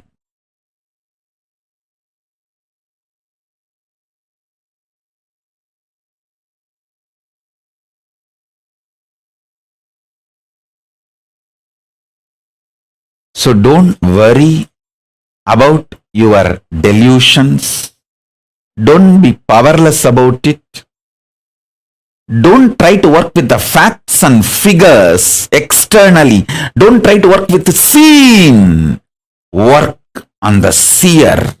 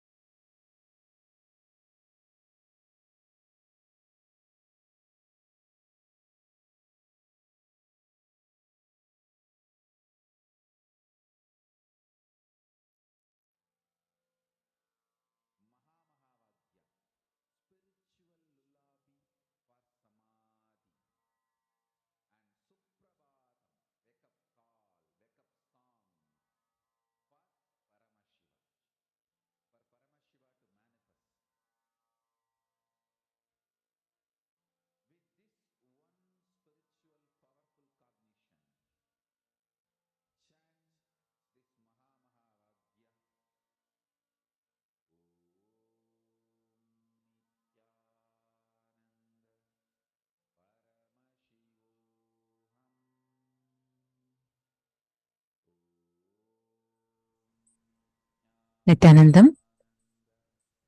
Now, let us all prepare ourselves to experience a very, very powerful process, a meditation process to experience and manifest Bhagavan Sadashiva Murti. Swamiji himself is now going to be conducting this process for us. Please sit straight, and Swamiji is going to be chanting the mantra of each of the faces of Bhagavan Sadashiva Murti, and we were going to be experiencing those dimensions in us. Let us now get ready for the process. Please sit straight.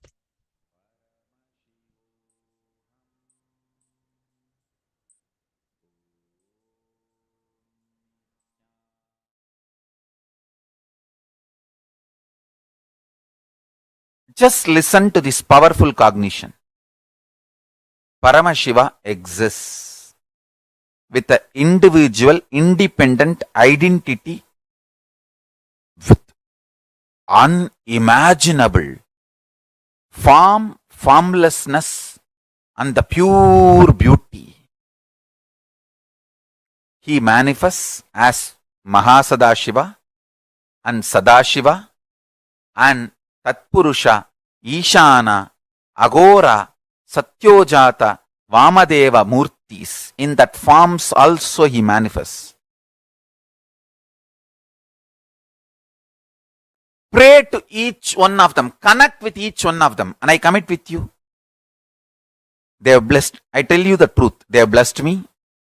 And they have authorized me to share the knowledge about them and introduce them to all of you and initiate all of you into the connection with them. So now, I am directly connecting all of you with them, one by one. First, I'll start with Satyojata Murti. Meditate on them. Don't close your eyes. Keep your eyes open. See how they look. This is the Archavatara Murti of Satyojata Murti. I'll chant the mantra. I'll connect you one by one with all the 7 forms. Satyojatam, Vamadevam, Tatpurusham, Ishanam, Agoram, Sadashivam, Mahasadashivam. Of course, Paramashiva. I'll connect you with all the Murtis one by one. Connect you ultimately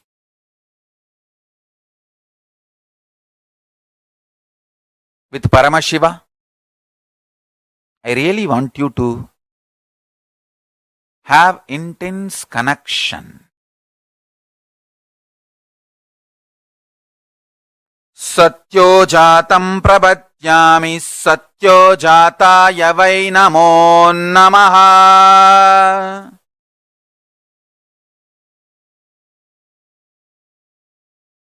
Satyojatam prabhatyami satyojataya vai namo namaha.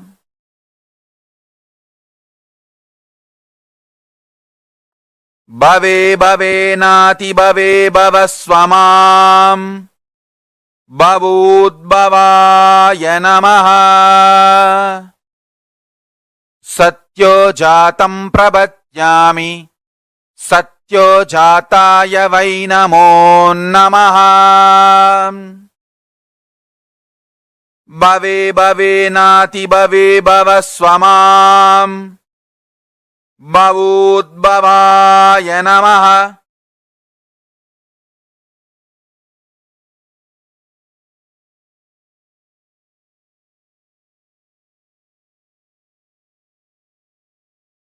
Satyojatam prabhatyami satyojataya vai namo namaha.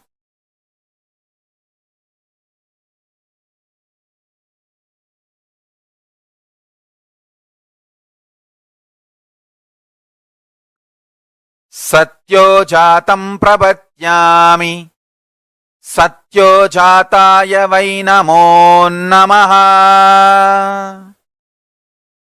भवे भवेनाति भवे भवस्व मां भवोद्भवाय नमः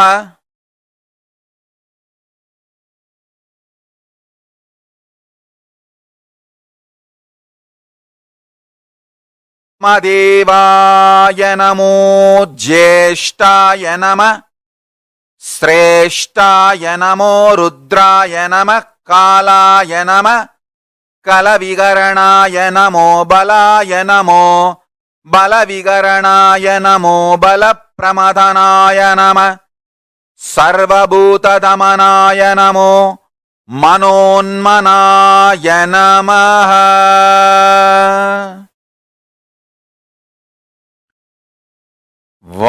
वामदेवाय नमो ज्येष्ठाय नमः श्रेष्ठाय नमः रुद्राय नमः कालाय नमः कलविकरणाय नमो बलविकरणाय नमो बलाय नमो बलप्रमथनाय नमो सर्वभूतदमनाय नमो मनोन्मनाय नमः ॐ नित्यानन्द परमशिवोऽहम् वामदेवाय नमो ज्येष्ठाय नमः श्रेष्ठाय नमः रुद्राय नमः कालाय नमः कलविकरणाय नमो बलाय नमो बलविकरणाय नमो बलप्रमथनाय नमः सर्वभूतदमनाय नमो मनोन्मनाय नमः अघोरमूर्ति अघोरेभ्यो तघोरेभ्यो घोरघोरधरेभ्यः सर्वेभ्यः सर्वसर्वेभ्यो नमस्ते अस्तु रुद्ररूपेभ्यः अघोरेभ्यो तघोरेभ्यो घोरघोरधरेभ्यः अघोरेभ्यो तघोरेभ्यो अघोरघोरधरेभ्यः सर्वतः सर्वसर्वेभ्यो नमस्ते रुद्ररूपेभ्यः ॐ ॐ ॐ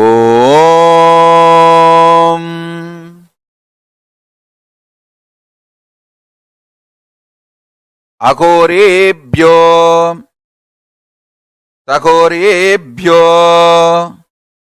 अघोरघोरधरेभ्यः सर्वतः सर्वसर्वेभ्यो नमस्ते रुद्ररूपेभ्यः अघोरेभ्यो तघोरेभ्यो अघोरघोरधरेभ्यः सर्वतः सर्वसर्वेभ्यो नमस्ते रुद्ररूपेभ्यः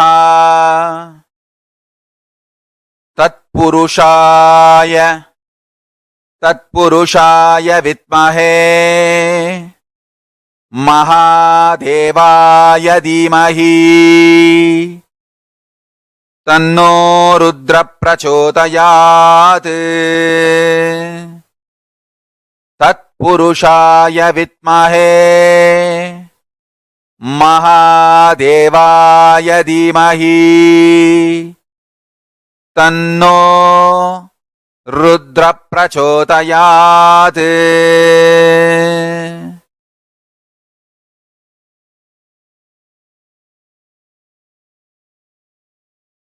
तत्पुरुषाय विद्महे महादेवाय धीमहि तन्नो रुद्र प्रचोदयात्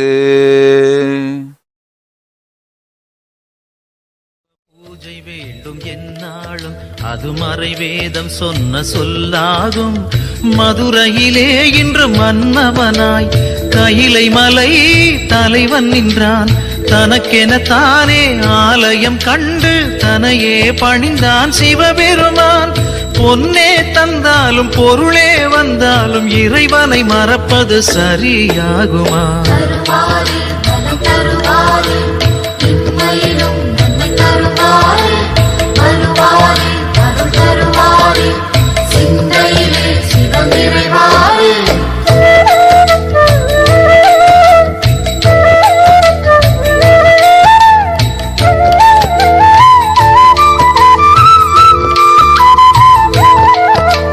நடுவூரில் நின்ற ஒரு தெய்வம், அது நலம் வாழ வைக்கும் சிவரூபம்.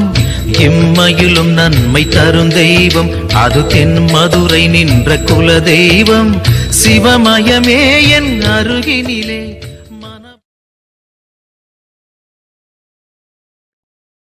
ஈசானः சர்வவித்யானாம் ஈஸ்வரः சர்வபூதானாம் ब्रह्माधिपति ब्रह्मणोऽधिपति ब्रह्मा शिवो मे अस्तु सदाशिवोम्।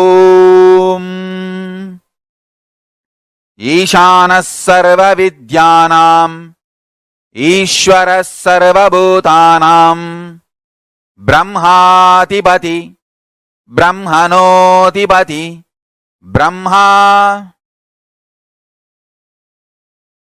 शिवो मे अस्तु स एव सदाशिव ओम् सदाशिव ओम् सदाशिव ओम्।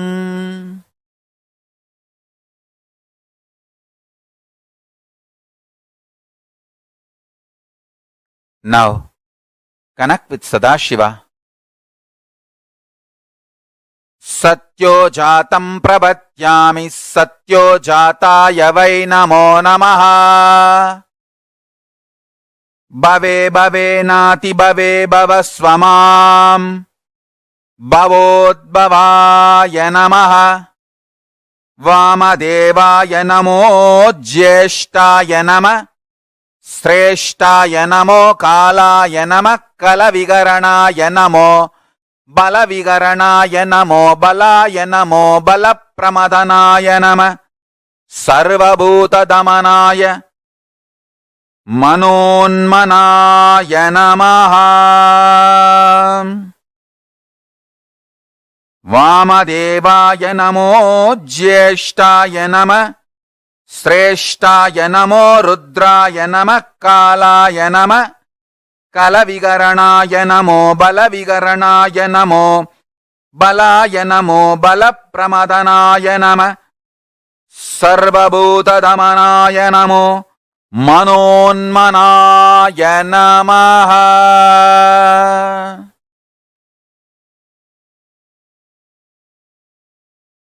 अघोरेभ्योऽतघोरेभ्यो घोरघोरतरेभ्यः सर्वेभ्यो सर्वसर्वेभ्यो नमस्ते अस्तु रुद्ररूपेभ्यः। तत्पुरुषाय विद्महे महादेवाय धीमहि तन्नो रुद्र प्रचोदयात्।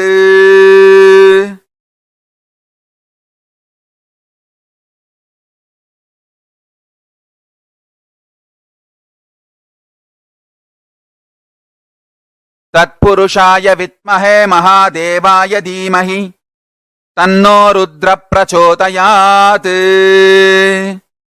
अघोरेभ्योऽतघोरेभ्यो घोरघोरतरेभ्यः सर्वेभ्यो सर्वसर्वेभ्यो नमस्ते अस्तु रुद्ररूपेभ्यः।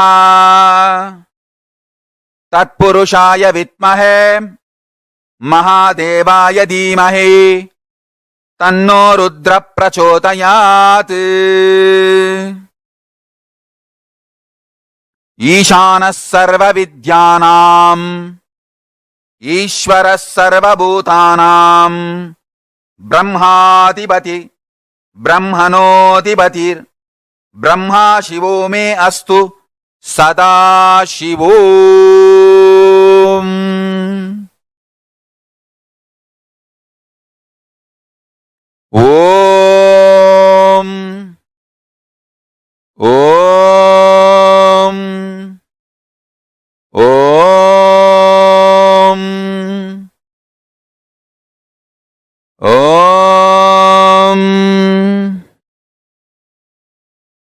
Connect with Paramashiva, Maha Sadashiva.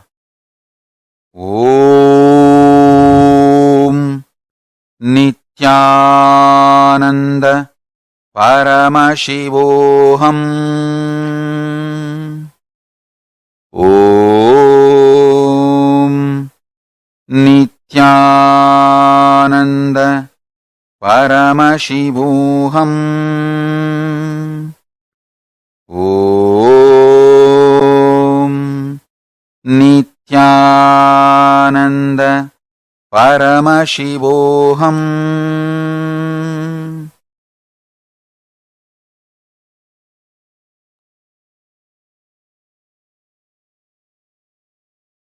Shrunuta Brahmana Sarve Guhyat Guhyataram Param.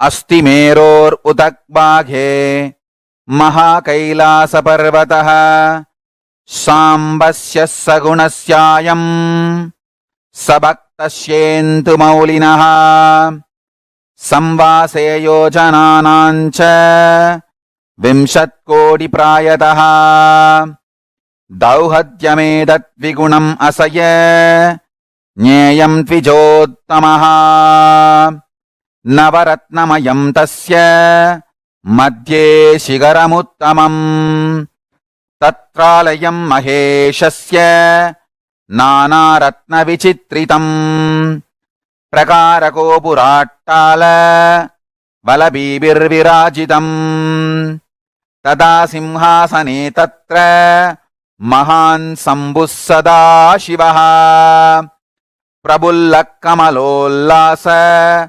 Panchavimshanmukhajvalaha Dhridanana yunyoద్భాసి Panchashatkaramanditāha Prabullaraktāmbujātta Shrīnābhyam Shriyuhabhajvalaha Vichitraratnakasitaha Bhūshanair abhibhūshitaha Aneka kodi suryabaha Paramananda Vigraha Apraktakritatanu Shriman Lakshya Lakshana Varjitaha Yato Vacho Nivartande Aprapya Manasasaha Gangashraya Jatachuta Chandrareka Vibhushitaha Basmodulita Sarvanga Vyalayanyobhavita Vidavan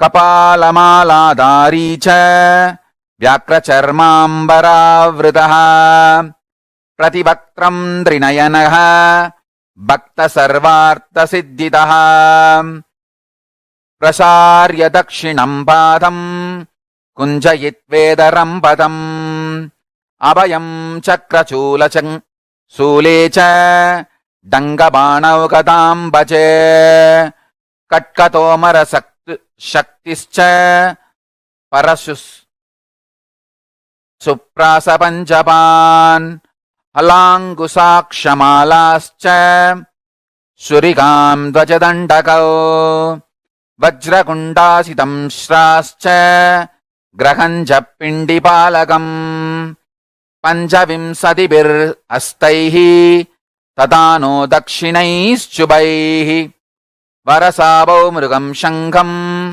Kedapashava Parashvatan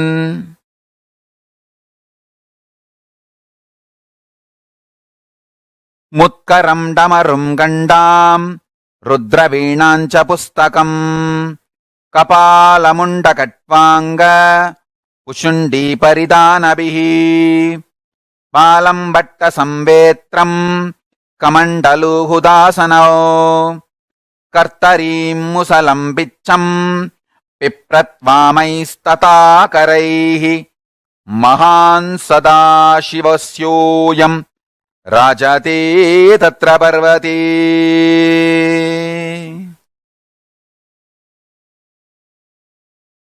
Om Nithyananda Paramashivoham Om Nithyananda Paramashivoham. Om Nithyananda Paramashivoham.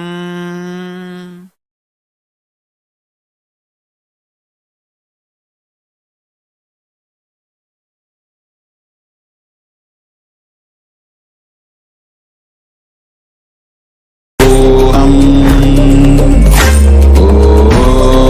Nithyananda Paramashivoham. Om Nithyananda Paramashivoham.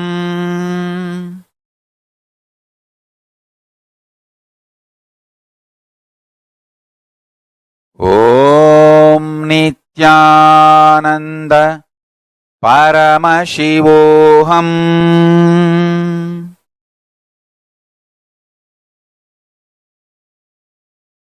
Om Nithyananda Paramashivoham.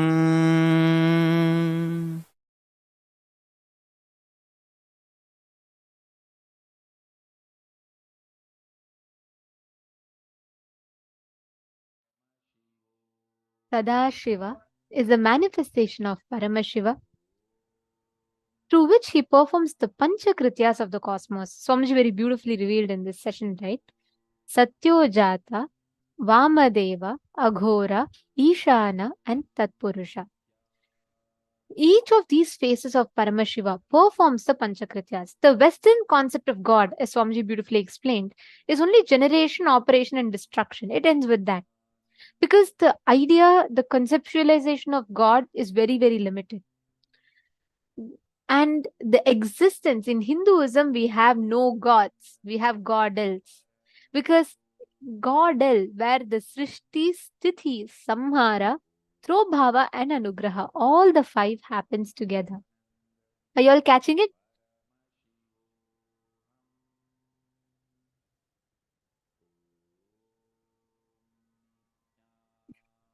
Ma, Vimala is asking if all the deities are beings in the higher dimensions, then whom do we refer as Devam? It's the same. See, Ma, for example, the being of Parandhama, the consciousness of Parandhama, through the being of Mahavishnu, embodies in the Nijavatara as Venkateshwara. Understand, the consciousness of the deity, the consciousness is formless, like pure. Paramashiva, the consciousness of Paramashiva is absolute formlessness. The consciousness of Paramashiva manifests through the being of Sadashiva in the embodied form as that particular avatar. For example, the consciousness of Parandhama through the being of Mahavishnu embodies himself as Krishna. So what we connect to are all the same. That's why we say all the deities lead to the same truth.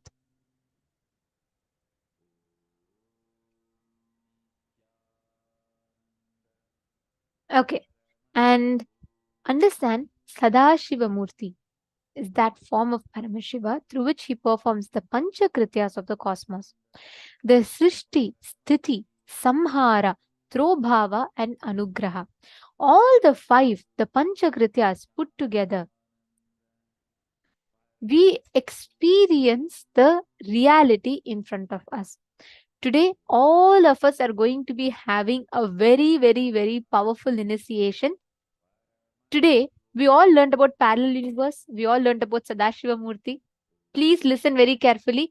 Today, there's an exclusive, powerful process where you're going to be traveling to the parallel universe of Pitruloka and you will be meeting your ancestors. Any one of you looking to meet your ancestors, all of you, please bring the photo of your ancestors. Anyone who's not in the body, today we have along with this very special session with Swamiji, we have a very special initiation where you all will be meeting with your ancestors. So you can bring their photos. If any of your friends have, like, they have a near and dear one that they just recently, they passed away and they're really missing, don't worry. invite them, and this powerful initiation today, they will literally be traveling to Janaloka. And remember, Janaloka is higher up, even above Swargaloka. So they're going to be going. So we're all going to be going to the second parallel universe, and we're going to be meeting our ancestors. Okay, now all of us learned about Sadashiva Murti, correct? If you just cognize how you do the Srishti, Sthiti, Samhara, Throbhava, and Anugraha, you will understand the Sadashiva manifesting in you. Now, there's a very beautiful power we are all going to be manifesting. It's called the power of synesthesia. Understand, what does synesthesia mean? Synesthesia means where you use more than one sense to perceive the reality. Let's say, for example, now you're all seeing. You're perceiving me through two senses, correct? You're seeing and you're hearing. Now, you can listen very carefully. You can not just hear the sounds, you can also taste the sounds. You can taste the colors. This power of synesthesia is where you experience that whole completion and breakthrough, where you are able to see, feel, experience the different things through all your senses. For example, let's say I'm going to show you all what you're all going to be doing now is I'll be showing you all picture of some random different things. Like I'll zoom in one particular thing and I'll be showing you all. Okay, let's say for example, I zoom in the picture of a sugar cube, and I'm going to show you all that. What you will be doing is you're going to be perceiving it not just by seeing, but consciously deciding and perceiving it by your will of seeing, hearing, smelling, tasting, all the five senses. Understanding? If you're all understanding, could you all put yes in the chat? Please put yes in the chat if you all understood.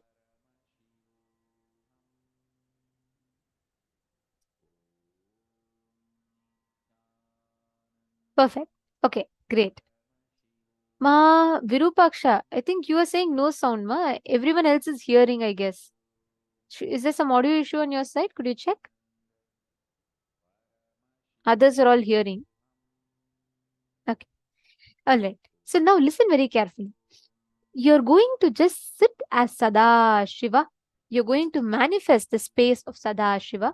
Sit and intensely connect and manifest. Okay, ready? Shall we all start? I'm going to be projecting the first picture for all of you. You're all going to be connecting and identifying what exactly is this. You're going to be describing the smell, the taste of it, and if you touch it, how it will feel. All of this you all can type, scan through the third eye, and connect intensely, chant the Mahavakya. Nithyananda Paramashivoham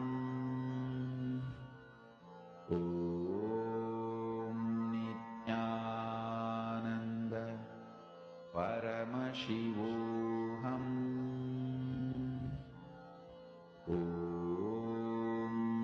Nithyananda Paramashivoham Nithyananda Paramashivoham Nithyananda Paramashivoham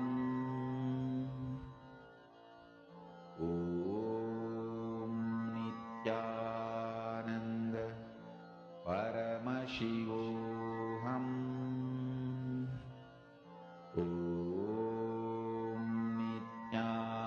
Nithyananda Paramashivoham